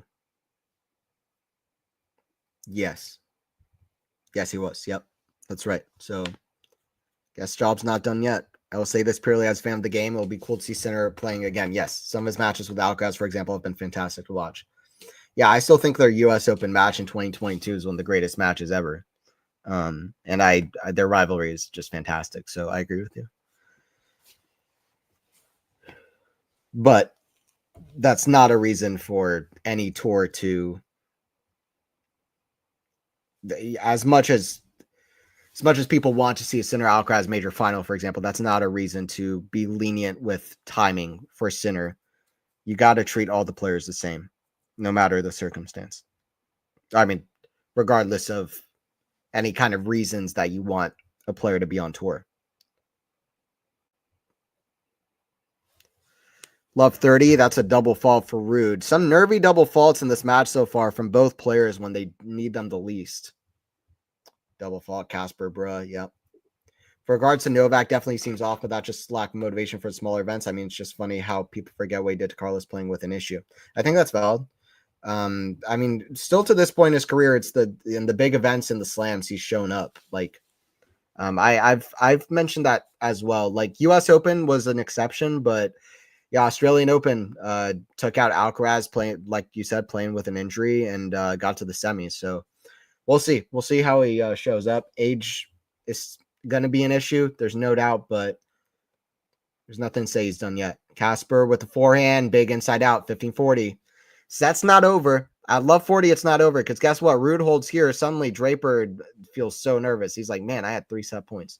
Never know. But Draper with 2 more chances to finish this off, 15-40.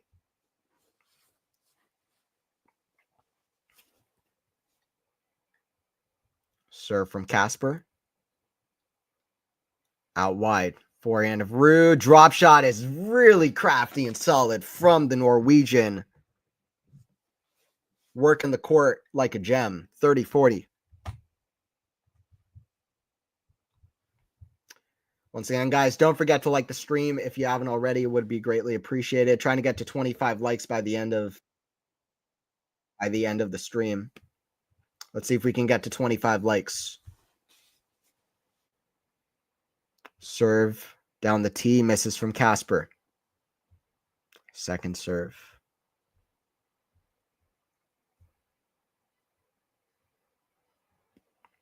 Kick serve, forehand of Draper, goes to the forehand of Ruud, back into Draper. Cross court, goes to the forehand of Ruud. That's going to be long. 3 sets in Madrid for the final. Let's go. We wanted this. Just like Monte Carlo, Musetti versus Alcaraz went 3. We've got another 3-setter. Hopefully it's not a blowout bagel like that one was, but we got 3rd set. Let's go. Hey, how are you doing, Jake? Yeah, I'm doing pretty good.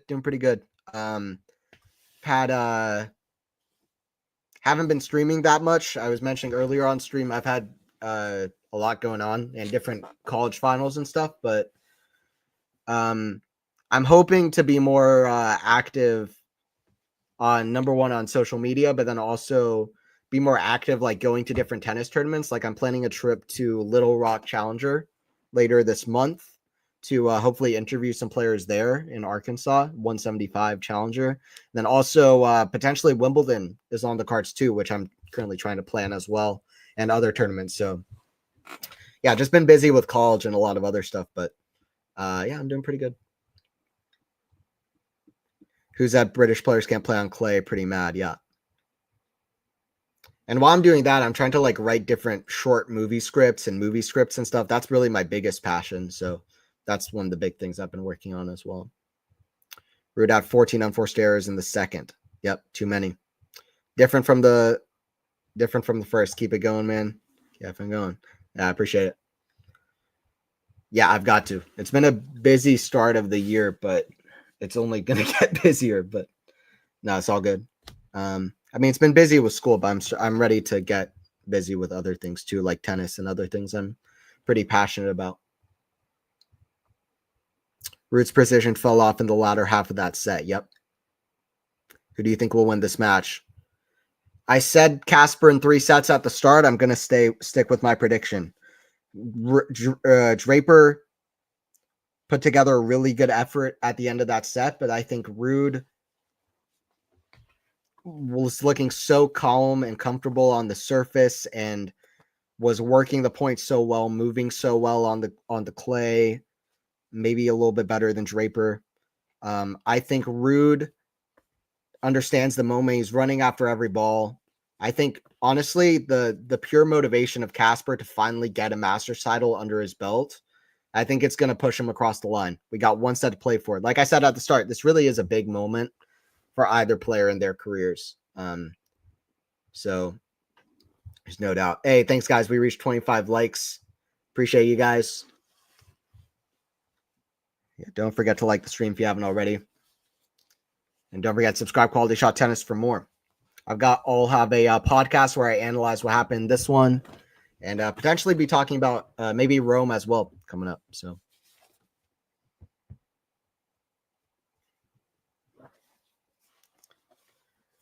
All right, 1 set to play for. Here we go.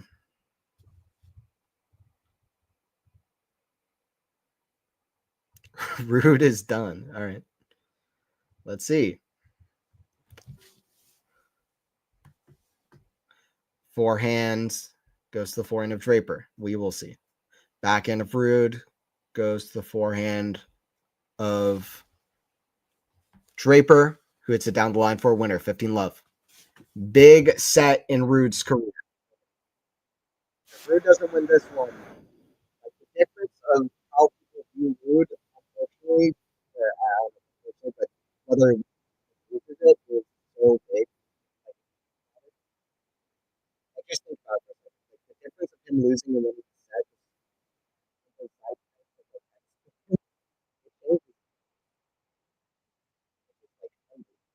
that is a nervy drop shot from Jack, 15 all. Draper's drop shot looks like something I would hit. Yeah. Hey, thank you, Stephanie. I appreciate that. Thank you for joining in as well. Who you got? Who you got? Who you rooting for? And you should write a romantic comedy about an older American guy who's amazing around the US and wins the heart of Martina Travis. And no, I can't believe you said that. That's the one I'm working on right now. Yeah, I'm in the middle of writing that. 1530. I really might write like a tennis movie of some kind. I think like a movie about Andy Murray's life would be really interesting.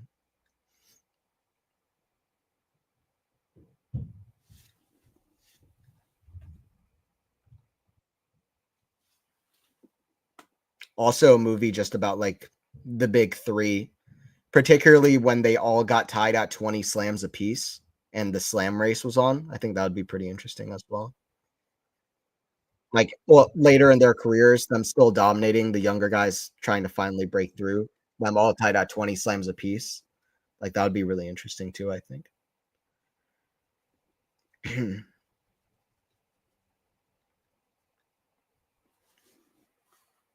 Serve from Draper.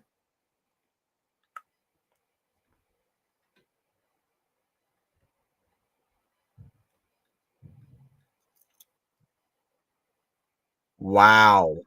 No way. Kick serve from Draper must have caught like a millimeter of the line. That was a second serve ace. And okay, it caught splat on the line according to Hawkeye, but still, I mean, that looked tight. Draper was definitely not trying to cut it as close as he did. That was a second serve ace. That was just, I don't know how many miles per hour, but the slowest second serve ace Draper has ever hit.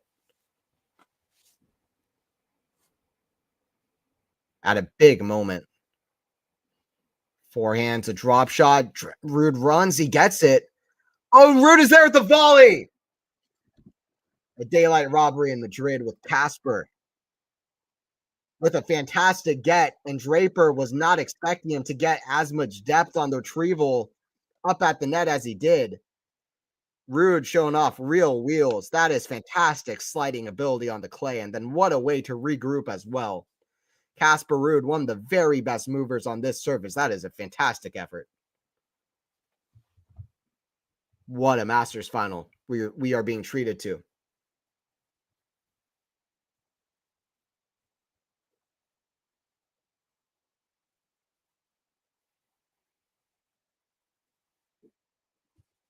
Like troubles, it's better now. It's good. It's better.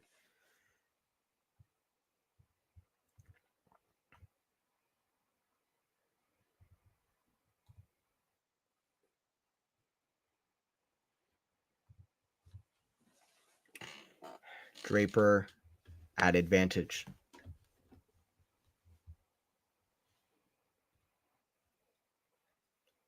Forehand. Forehand of Jack. Forehand goes to the backhand of Draper is a ridiculous shot. Draper holds the first game with a ridiculous shot. You know, that's like a big three caliber kind of shot. Like that is really impressive tennis to be able to pull off a passing shot like that. Just that shot, really fantastic. The defense to offense, fantastic. What a backhand pass. Just great. Too good. Draper passing like a bullet. Yeah, that might be one of the most Draper's a dog. That might be the most impressive shot of the match so far for me. Shut up, Fabio. Andy Murray story. That's so good. Shut up, Fabio Fognini. That's so good. Murray never minced words. You know that. Wore his heart on his sleeve. Shut up. My dream was for Anthony and DK to do a podcast together. I'd literally light up a cigar, buy a 24 pack of beer, and live the tennis dream. Play. Thanks, Jake. Yeah. That would be cool. So with Damien, right, from does talking tennis sometimes. Covers the challengers. Yeah, he's great. I would be down to do that. I think that's what you're talking about.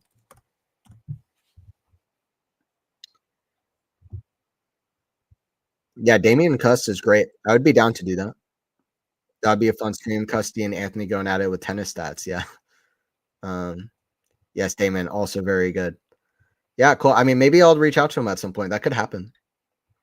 I like his stuff. And he's definitely one of the more in depth people that cover, particularly the Challenger Tour. But he's just got a lot. Yeah, he's definitely got a lot of stats, and he's a cool voice in the sport. So I appreciate what he does. What he does too. Forehand goes to the forehand of Ruud, inside out. Forehand of Ruud, way up high. That's going to be back in his side, 15 all. Draper definitely still continuing off his same momentum from the second set. Matches there's a tiebreaker. Match has been really good, no doubt. Highest level. Well, I don't know. One of the higher level finals of the year so far. I don't know, not the highest level, but one of the higher level finals.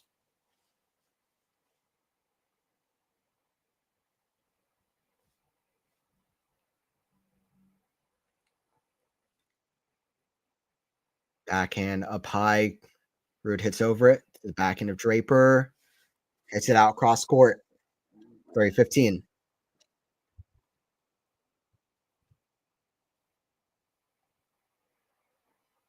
Anthony, it's a compliment that you and Damian Cuss are in the same sense. I know. That's a great compliment. And testament to your tennis knowledge. Yeah, it's well appreciated. Well appreciated. Serve from Ruud is in the net. Another serve coming here. Hour and 40 minutes of tennis played. Forehand way up high goes to the forehand of Casper. Backhand of Draper. Forehand of Casper inside out. Forehand of Draper. Again to the forehand of Casper. Big spinny shots from Ruud here. Draper hanging in the rally with him. That's a lob way up high. Forehand of Ruud. Very good. That's the kind of shot that wins you a Masters title.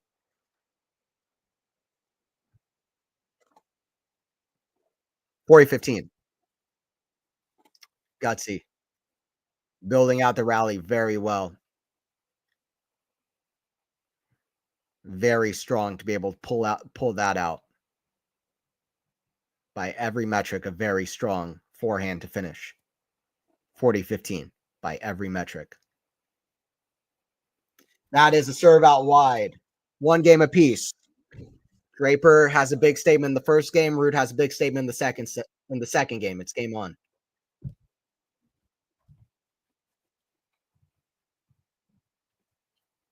Can Ruud win it? Yes. Will he? I don't know. Wow, third set. Yep. I'm British, but want Ruud to win. Love it. I mean, I was saying it earlier, but just the fact that Ruud hasn't won a Masters title is almost surprising. It would be a big win for him. Oh, big forehand down the line from Casper. And that's what, by the way, the 15. Flat on the line. Bit of a banana shot. It was going out for maybe 40% of its run, and then it went back in.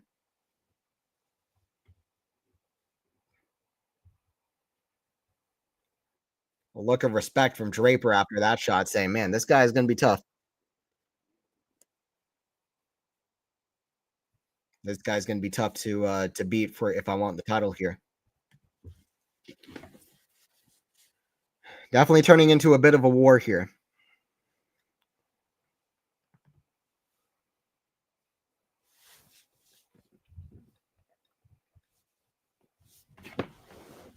Trying to think of the last time we've had a Masters final that went to a third set breaker.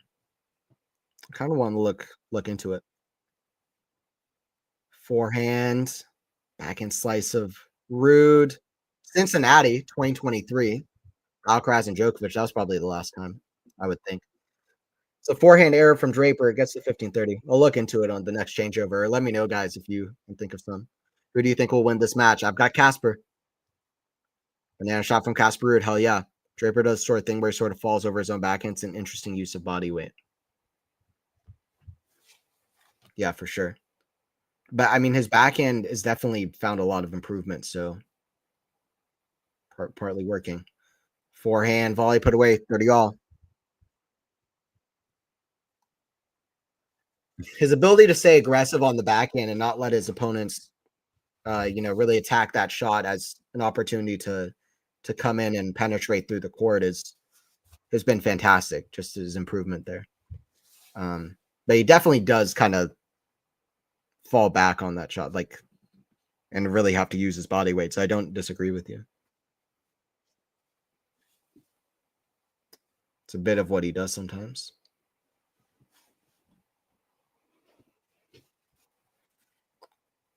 He's also just not as comfortable moving on the surface, I feel like Casper, which could be a big pro for Casper in terms of what the result of this match might end up being. But we'll see. Draper will have stuff to say about that too. 30-40.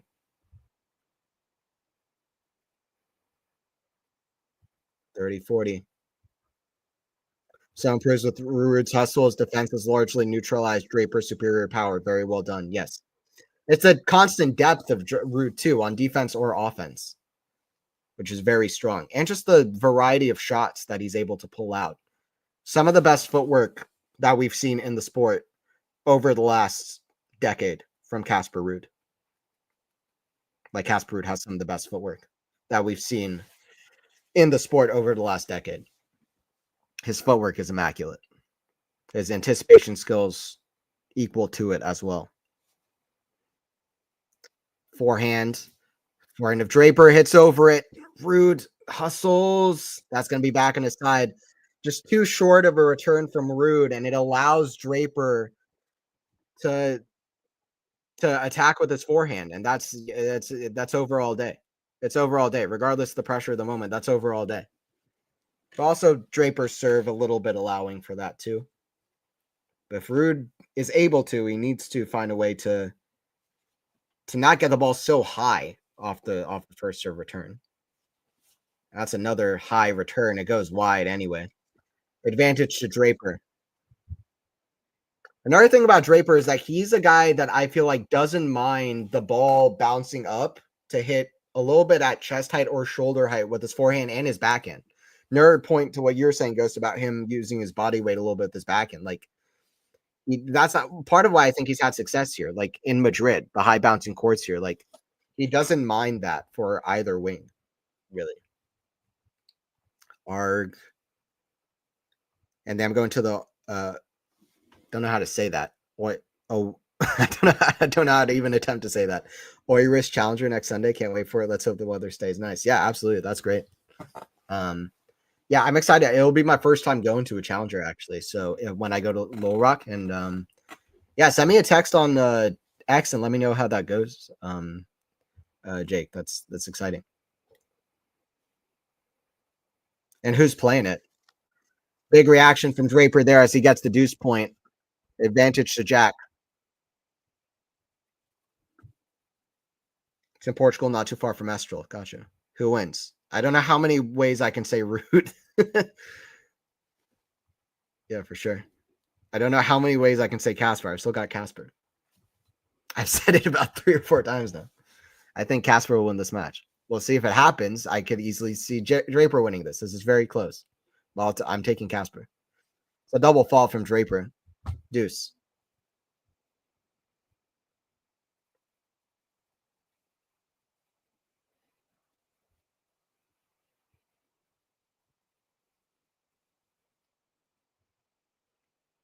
All right. Deuce here at 1-1.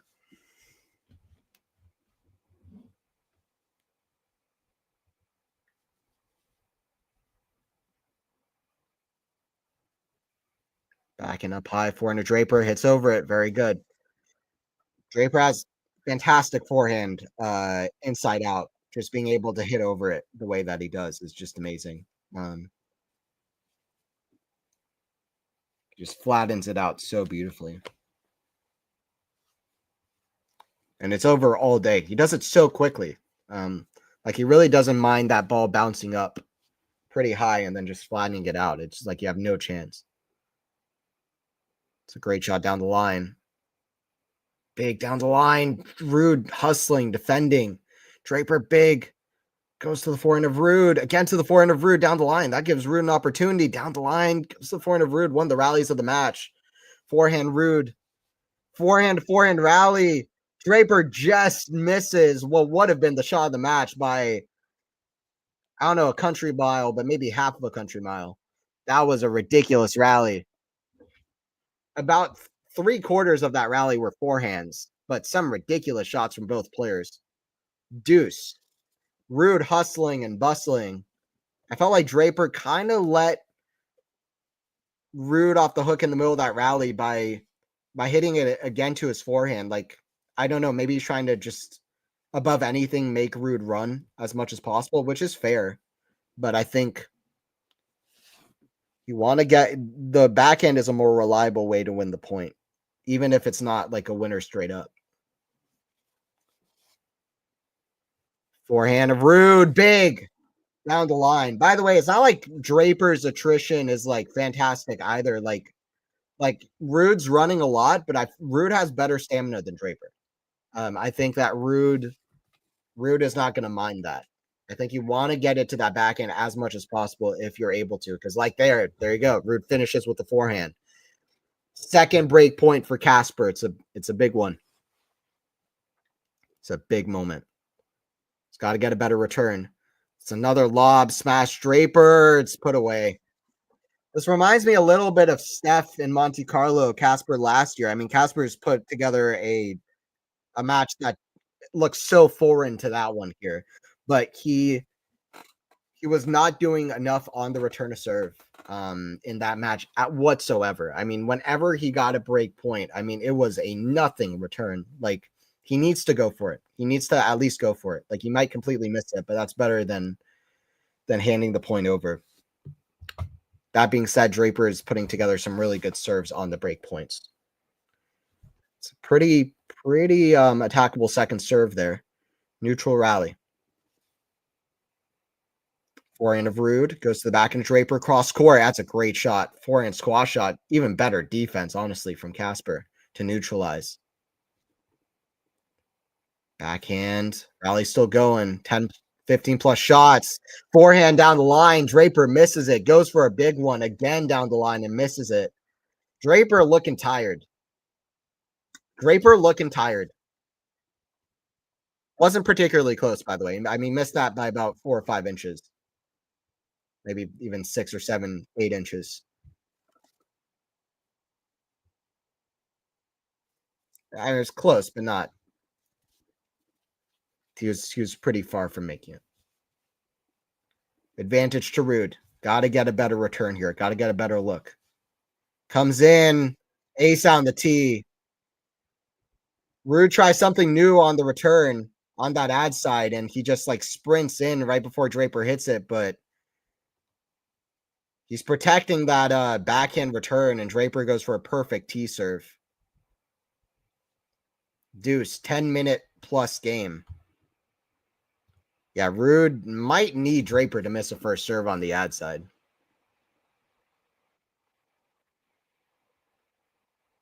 Forehand, pretty attackable for Ruud. Hits over it, but we're still neutral. Forehand, he misses it long, Ruud. Advantage to Draper. Clutch, both men breathing heavy. Yeah, but Draper, I don't know. This game keeps going. I feel like Draper might be gassed. The more this game keeps going, I think Draper is going to be more gassed than Ruud is. That's my feeling. I don't know for sure, but that's just how I feel watching this. So this is a big point potentially. I mean, just like every point the last 5 minutes or so. Time violation for Draper. Not surprising. Another reason to think that Draper might be a little bit gassed. Another out wide serve. That's another return long from Ruud. Draper getting a lot of success with very well angled out wide serves on that ad side to the Ruud backhand. 2-1. Fun tennis. Yep. Draper's serve saved him. Yeah, absolutely. Once again, guys, don't forget to like, don't forget to subscribe, Quality Shot Tennis, if you haven't already. Once again, I will have a new Tennis Era podcast covering this match coming tomorrow. Weekly podcast, new Tennis Era podcast. Keep the name in mind. Weekly podcast, new Tennis Era podcast every Monday morning. So check that out for analysis, and there's some fun stuff coming. So keep that podcast in mind. It's wild how much Tsitsipas has fallen off. He's hardly ever in the conversation now. Yeah, but in Dubai, suddenly he was very much in the conversation because he changed his racket. He was hitting the forehand amazing. He got a title, his first 500 title, I think, which is hilarious. But how do you get a 1,000 title and an ATP Finals before you win a 500? Like 3 or 4 years before you win an ATP 500. That's really strange. But Tsitsipas put himself in the conversation and then he just dipped out. So it's unfortunate. It is unfortunate. I think he's a fantastic player. I would like to see a coaching change or some. I would like to see things start working for him. I'm not going to lie, because I think he's a good addition to the tour. I think he's full of personality. I think he's a flashy player.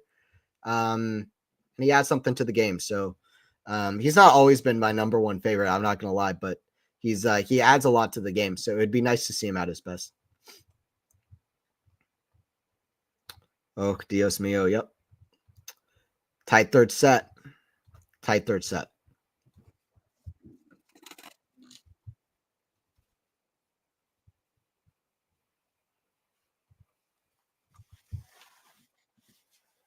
Serve from Casper. Great Masters final that we are witnessing here.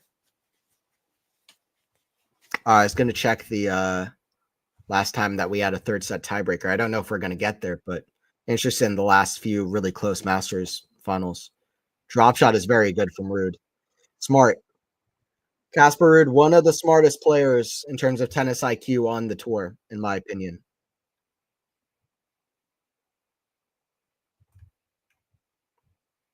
We really haven't had many 3-set Masters finals, period. The Monte Carlo final was 3 sets, albeit the third set was 6-0. That was the first 3-set Masters final that we've had since Madrid last year, where FA and Rublev played 7-5 in the third set.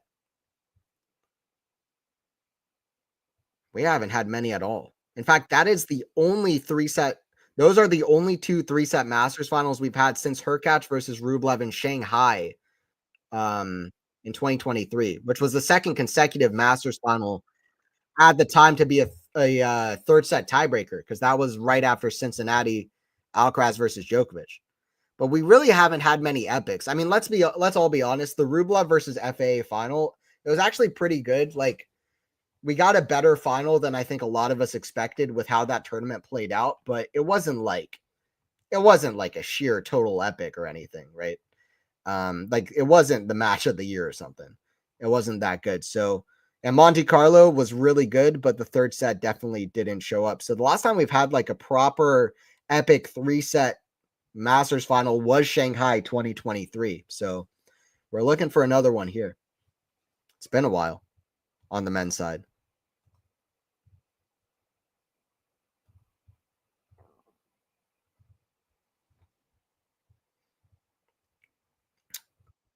All right, we got a big end here potentially. Draper hustling, finds a way through there. 15-30. Casper Ruud coming to net and Draper just all over him with the forehand. Ruud trying to volleyball it back in after he missed the second volley, or the first volley after getting the half volley. I don't like the term half volley. I feel like we should change that. Surely it doesn't really make much sense. The term half volley for what the shot is. It's like, how can you hit half of a volley? You're either hitting it in the air or you're not. I don't, you know what I mean? We should maybe rethink that term. Off the bounce. I don't know. Forehand, so good from Casper Ruud. 30 all. That forehand is a monstrous shot. I'm so serious though. Ghost didn't get a membership. Damn it. Hey, thank you, Lexi, for the 5 memberships. Just seeing that. Who looks more tired? Draper. Thank you, Lexi. Let me know who got the 5 memberships. Appreciate it. You can always join, become the member. Join and become a member. For different perks, early access to different videos, among other things. Join all the members in the chat. Be part of the Quality Shot Tennis member family. It's a double fault from Casper.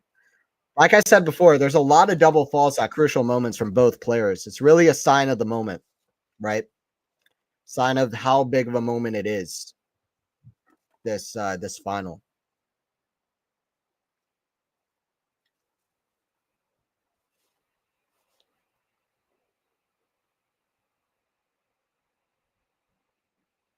Serve down the tee.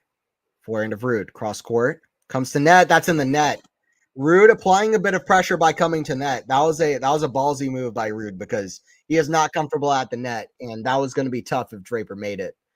But he got a shot to the backhand. That was a little bit tricky, and just made his way to the net. And that was Ruud doing a lot of things right that you have to do if you want to go all the way at one of these events. Backhand, forehand of Ruud, inside out. That's going to be long. He's going to have to save another.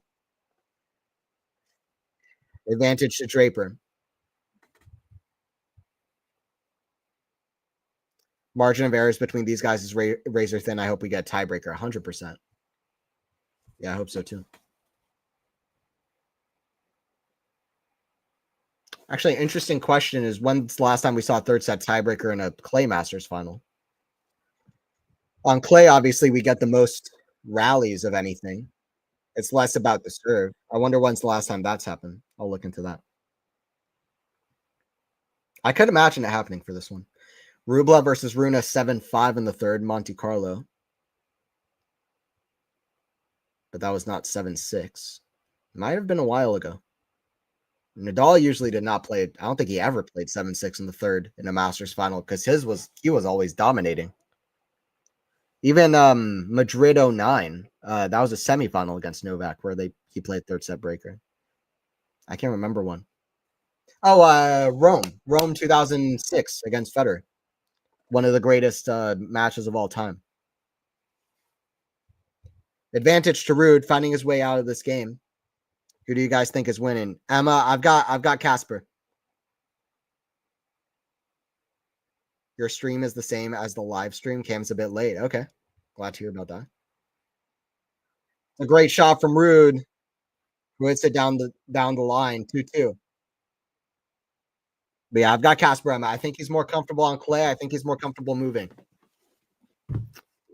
Like I said earlier, there'll be it's a big match for either of these guys winning. It's just a career-changing win, honestly.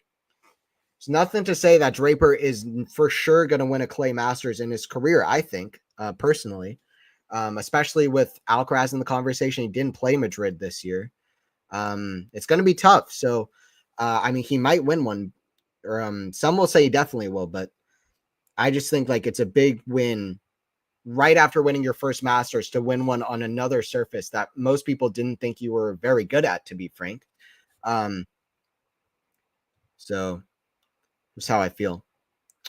I say 2-1. It should be 2 games apiece here. I thought we were ready for a changeover. Ruud misses a shot he should not miss. 15 love. You know, like tiebreakers. Yeah, Cam's down in Australia. It's amazing that we live in the world where we can watch tennis together from spots all over the world, 100%. But even with the third set, who plays better under pressure? Pressure is a privilege if you use it the right way. And so far, Casper's been good under pressure. I think Draper is generally better under pressure, probably. at least over the last 52 weeks. But Casper is a different player on clay. And I think Casper understands the gravity of the moment. I think Draper hasn't looked fully rock solid in the big moments too. I mean, he lost 2 breaks in a row in the first set. So I'm not fully sure that that's going to be as big of a factor as some people might think it is personally. Ruud falling under pressure. He's looked really calm, comfortable in the match so far. He just needs to show up here. And this really might go to a tiebreaker because both guys are Ruud is serving fantastic. Draper obviously is serving great. So I could see a tiebreaker situation. I'm still trying to find the last time that that's happened in a clay Masters final. It hasn't happened this decade in a clay Masters final.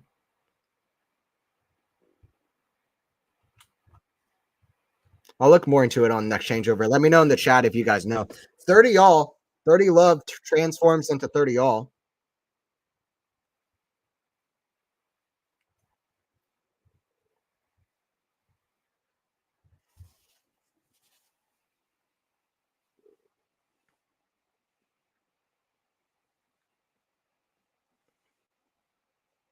Is this the opportunity for Casper?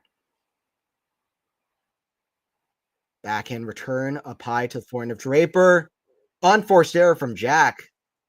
That's a shot he's been making all day. Flattening it out. I think he wasn't sure if he was going to hit it to a forehand inside out back to the Casper forehand, or if he was going to because he was on the ad side, or if he was going to or on the deuce side, or if he was going to hit to the backhand and just indecisiveness. Misses the first serve on the ad side. This is the moment for Casper. If you're a Casper Ruud fan, you tune in right now and cheer his name because he's got to step in right here. Step up. Wow. Clutch. Absolutely clutch from Draper. Backhand return wasn't that bad from Ruud, but Draper pulls a forehand winner down the line early, 157 kilometers an hour. Pure will. Pure heart. Deuce.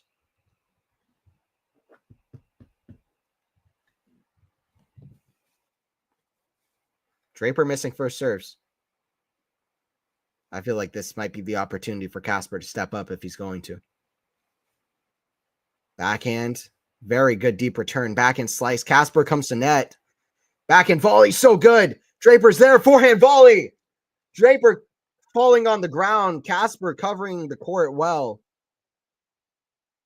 Draper getting some clay on him. Casper at a break point. Casper doing really well because he is not that comfortable coming to net, but he's seeing that it's a winning play. And putting a pressure on Draper late into this match. Yeah, Draper just slipping a little bit there. Need to be careful not to slide on the clay with his knee or to pull his foot or anything. Breakpoint number 2. Does Casper get another second serve? He does not. But he gets a play here. Another high return. It's deep. Neutral rally. Ruud. Forehand. The backhand Draper. Down the line. This is the moment. Backhand cross court. Missed it. Casper Ruud. 3-2. Casper Ruud is up a break. Sal, what'd you say earlier? You said Casper Ruud's done? Not yet. I miss Medi. Where is Medi, by the way? Losing. Medi is on vacation. Not in Madrid because he is losing. That is where Daniil is. Also, it's clay court season. He is ready for the U.S. Open. So 3-2 for so is that the match? We'll see. Ruud is playing fantastic. Let's look at Ruud's service stats for the match so far. Casper Ruud sees his first Masters title ahead of him, or it's in sight. Can he pull it off? So match stats. So Casper Ruud making 59% of his first serves in. That's not good because he's just winning 30% of second serve points. He wants to get that a little bit higher. It's not absolutely horrific, but it's below where he wants it to be. Meanwhile, when he is making first serve in, he is unbelievably good. This is ridiculous. 39 of 48 first serve points won. Obviously, if you up that percentage, this number probably goes down, but that's where he wants it to be. 9 aces for Casper is really good. Also, by the way, Casper's average first serve speed is almost identical with Draper, and he's hitting his second serve even faster. So that's something to say. But that just shows that Casper is not returning on Draper's second serve as well as Draper is returning on Casper's second serve, because Draper is winning much more of these second serve points. Yeah, winners to unforced errors. It's been a high-level match. Don't get it twisted. Very high-level final. No doubt. Ruud is comfortable on this surface. Casper hands on the trophy. The joy on Anthony's face after Ruud got the break, man. I can't always hide my bias, okay? I'm human. I am just a man. But I also like Draper, so. Now, I said it early, right? I said it early. I would be excited if Ruud wins because he deserves a Masters title in my eyes. I'd also be excited for Draper. I've always liked Draper. I've always been high on Draper, even when I've heard some people not say that he's going to be that as great as I was pointing him to be. I was not the first to be high on Draper. I was not the highest on Draper, but I always thought that this is a guy that's going to be a very big problem in the future and a potential slam title contender, or for a while. So I'd be happy for either guy, but no, I mean, I can't hide that I do like Ruud. Okay, it's fine. I'm not complaining. The Madrid Open trophy looks like a special weapon from the Klingon world. All right.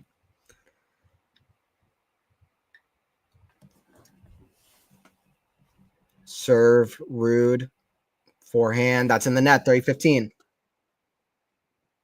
A lot of this comes down to Ruud coming up with the big forehands and being gutsy. You know, fortune favors the bold when he needs it the most. He's looked more comfortable moving on the surface, period. He served really well with his first serve, and he's taken chances. He's come to net, even though he's not comfortable sometimes doing so. Late in this match, that's put Draper under pressure, especially when he's hit it to the Draper backhand.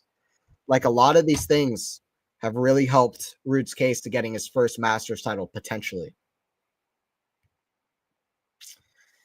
Once again, guys, don't forget to like the stream if you haven't already, and don't forget to subscribe to Quality Shot 10s for more quality live streams.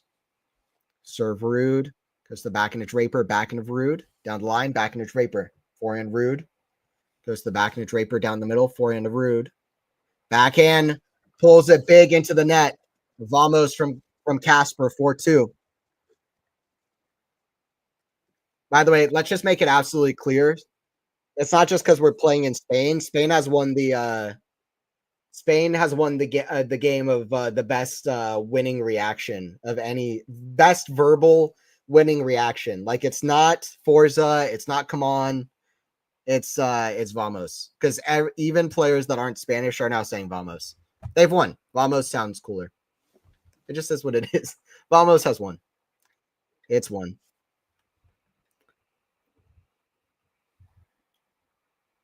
Ruud fell out of the top 10 for about 10 seconds. Yeah, that's definitely true.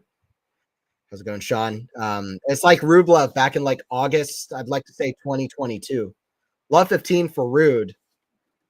Big opportunity now for Ruud to get an extra cushion here.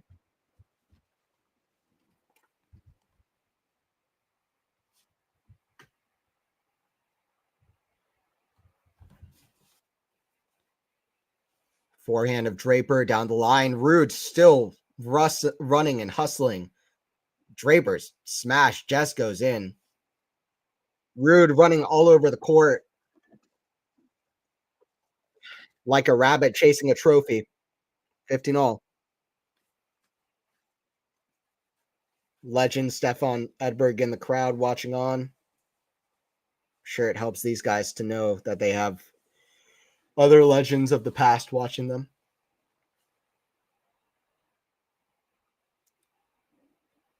Forehand big, goes to the forehand of Casper. Great angle. Backhand down the line is also good. Backhand slice. Backhand of Casper. Cross court to the forehand of Draper. Goes back to the backhand Casper.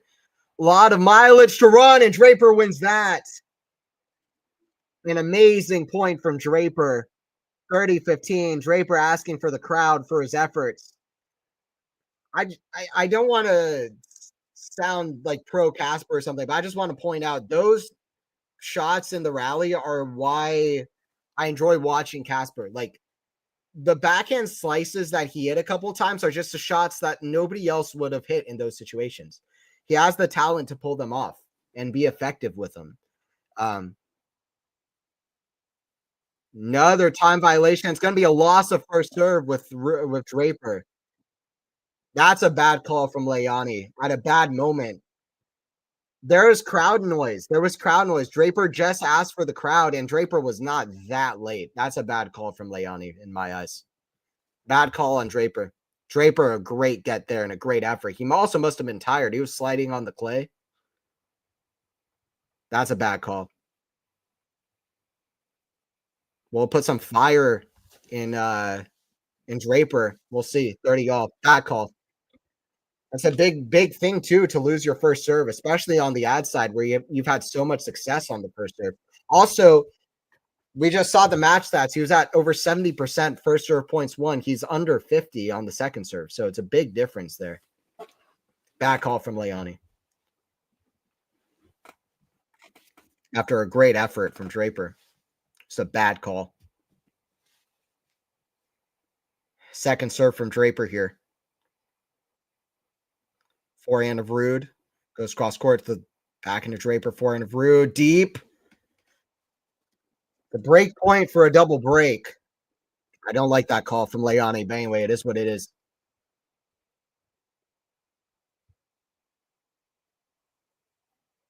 Anthony, I don't want to be pro Casper and then just becomes pro Casper.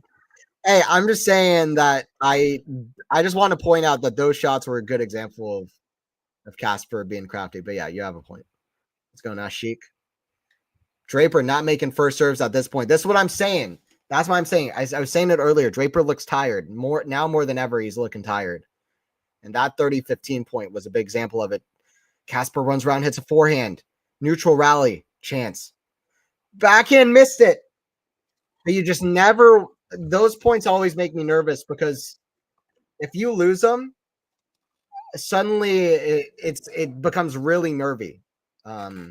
Like if Draper wins this game, Ruud will wish that he never had that break point. You know what I mean?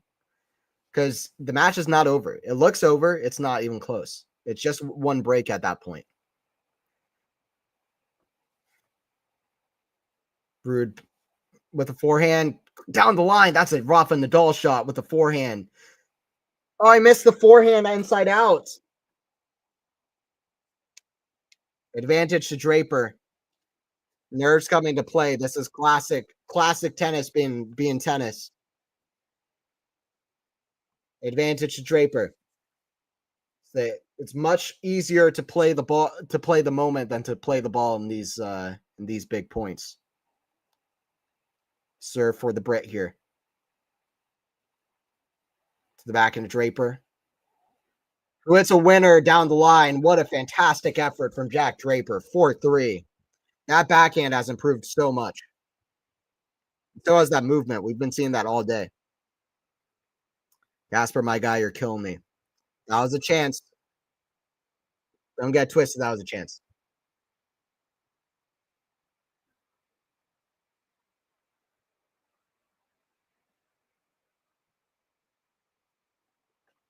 That was definitely a big opportunity there. All right, let me know, guys, who's winning this one. Is Casper winning his first Masters, or is it going to be Draper? Oh, I still want to look up the last time that a Masters final has gone 7-6 in the third on a clay court. I'm going to look into that now.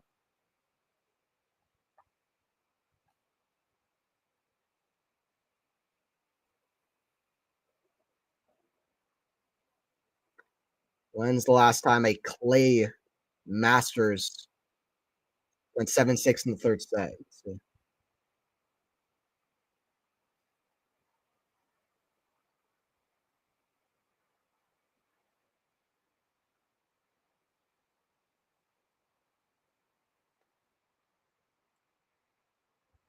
it hasn't happened at least since 2011. It might not happen today either, but it's just something I thought would be interesting to look into.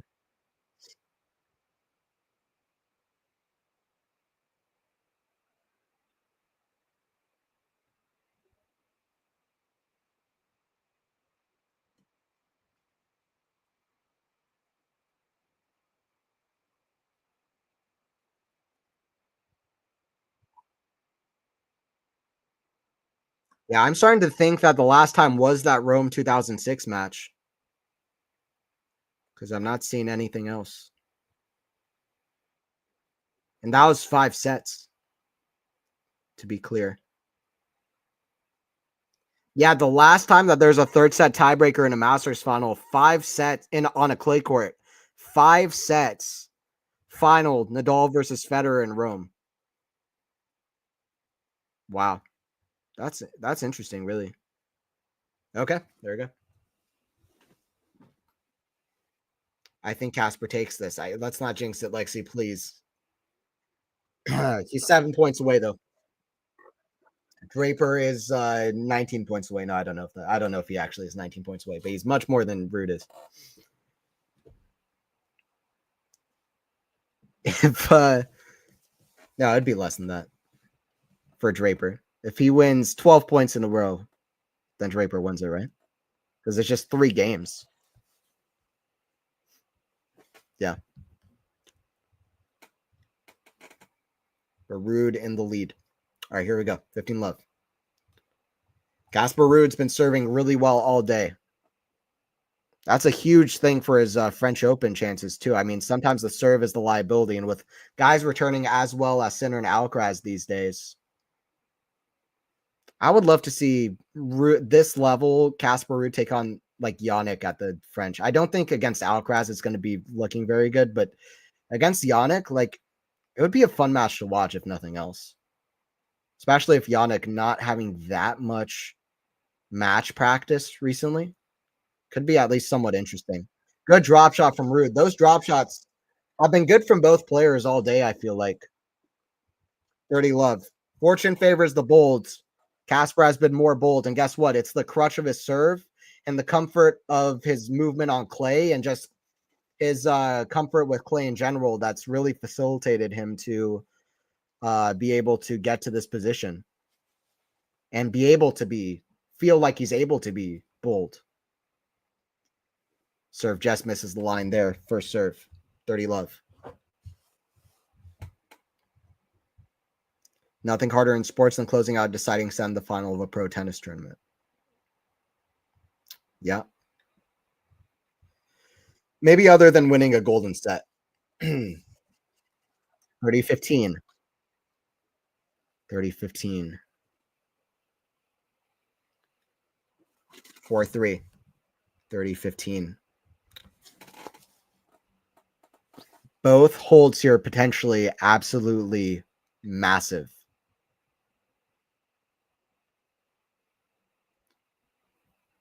Backhand goes cross courts with forehand of Ruud.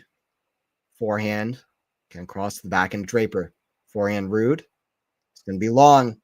30 all. And you better believe that Ruud has it somewhere in the back of his mind that he had a break point at 4-2. That's why I think a break point for a double break is one of the scariest moments in tennis. Because if you don't convert, things can change really quickly. Like that is the most annoying thing in all of tennis. Having a break point to go up a double break. Because things, if you don't convert, watch the hell out. At every level, by the way, not just professional. Especially at every level, really. Like every level other than pro. Forehand, Ruud hits over it to the backhand Draper. Backhand, that's going to be wide. Draper's not convinced. It looked wide, to be honest. I mean, you're arguing against Hawkeye at this point. Draper's not convinced at all. 40-30. It was close, but I think it drifted wide. Draper cut that far too close. And yeah, it was out. 40-30. 2 hours and 22 minutes. Casper Ruud looking for his very first Masters title number 1.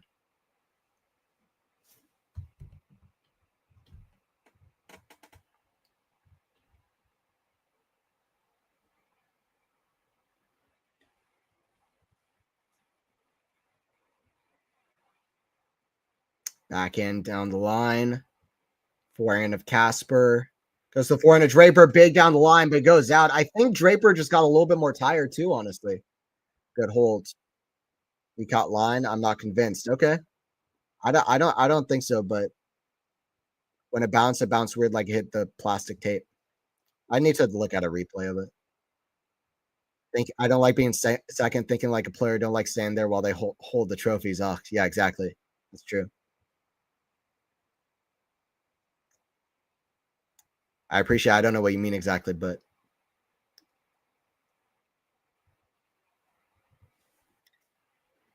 yeah, we're at the tail end here. 15 love. Casper just needs one more hold.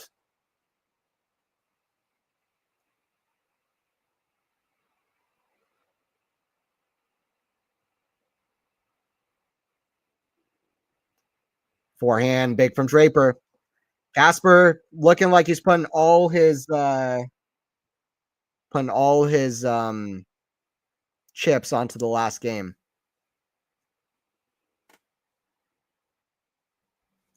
He's gambling on this last game. And I don't know why he shouldn't. Casper Ruud's no serve bot, but he's been serving mighty well today. Back in return missed, 40 love.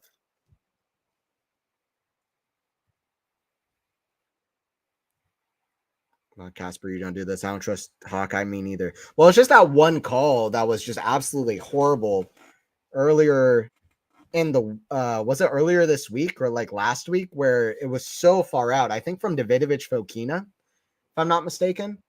Like that was obviously wrong from Hawkeye. So I definitely don't have my full trust in Hawkeye, but I just think that looked wide to me. But I definitely do not trust it either. I'm not gonna lie. Federer was on to something in the early days when he hated Hawkeye. One game away. Casper Ruud from becoming a Masters 1000 champion. By the way, if Casper Ruud becomes a Masters champion, who is the greatest player on the men's tour to not have won a Masters title? That's a question. Even like up and comers like Menzik have now won Masters titles. Fritz has won a Masters title. Draper has won one. It would be Alex de Minaur, right? Rune has won one. Medvedev obviously has. Musetti hasn't. Tommy Paul hasn't. Shelton hasn't. Feast hasn't.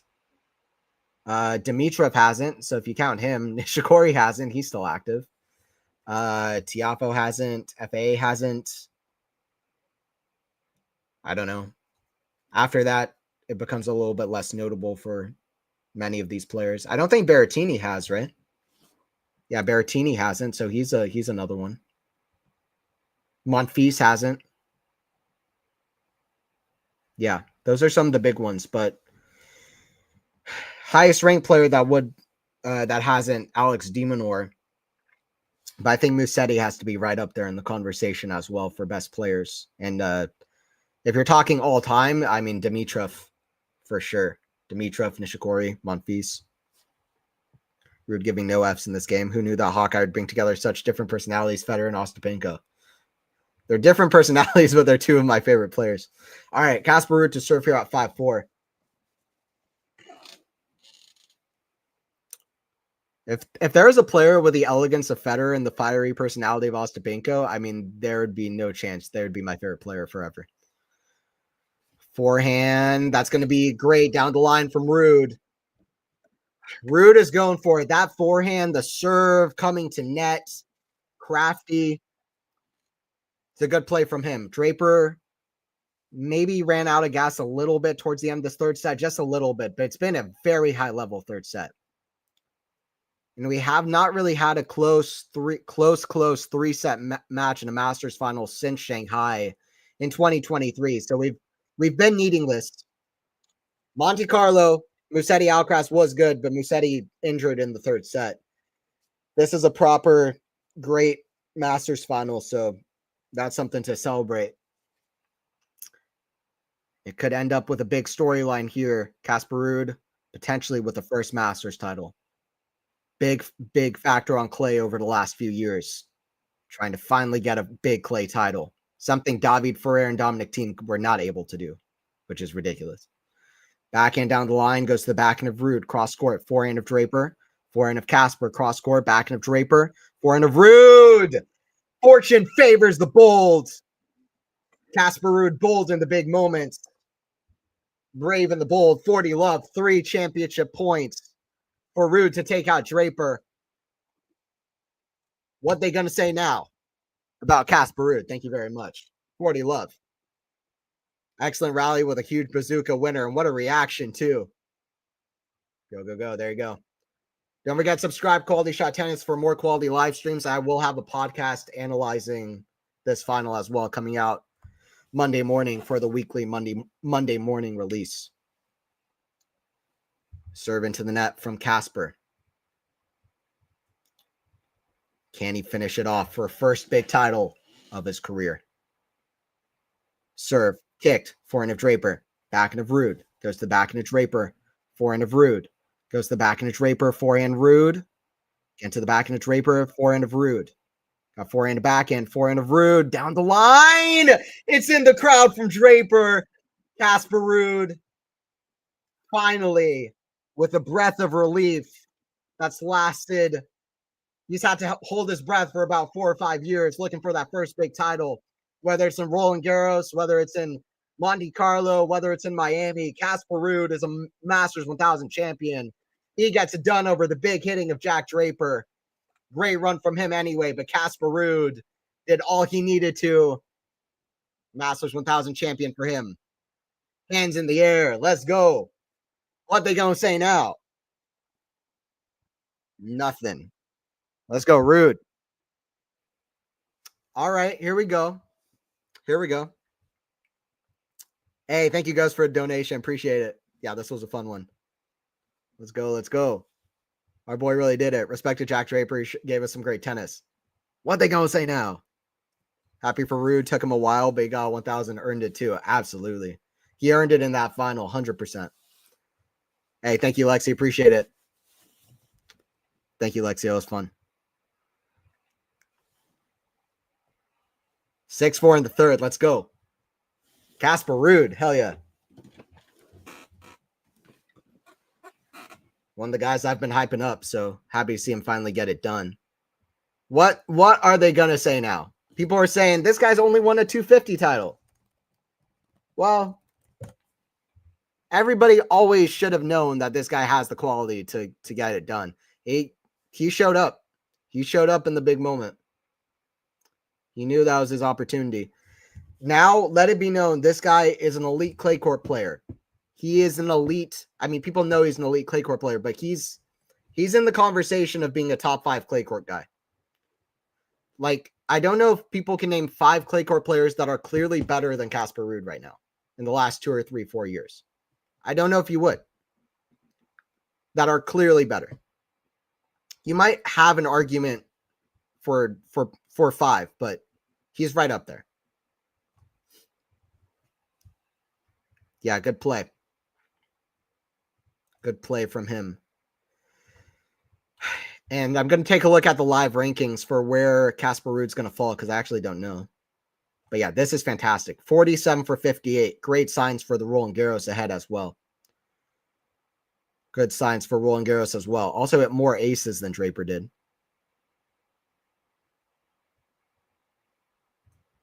Good stuff. Good stuff. There you go. Like I was saying earlier, watch out for Quality Shot Tennis because we've got a lot of stuff coming. We're going to be trying to go to some events as well. So watch out for that and watch out for more content. Subscribe for more. 2.5 hours of play. Casper Ruud earns it over a very strong Jack Draper. Thank you, Seraphine. Thank you, Ghost. Lexi. Thank you for donos as well. Donations. Thank you, guys. I'll see you guys for the next one.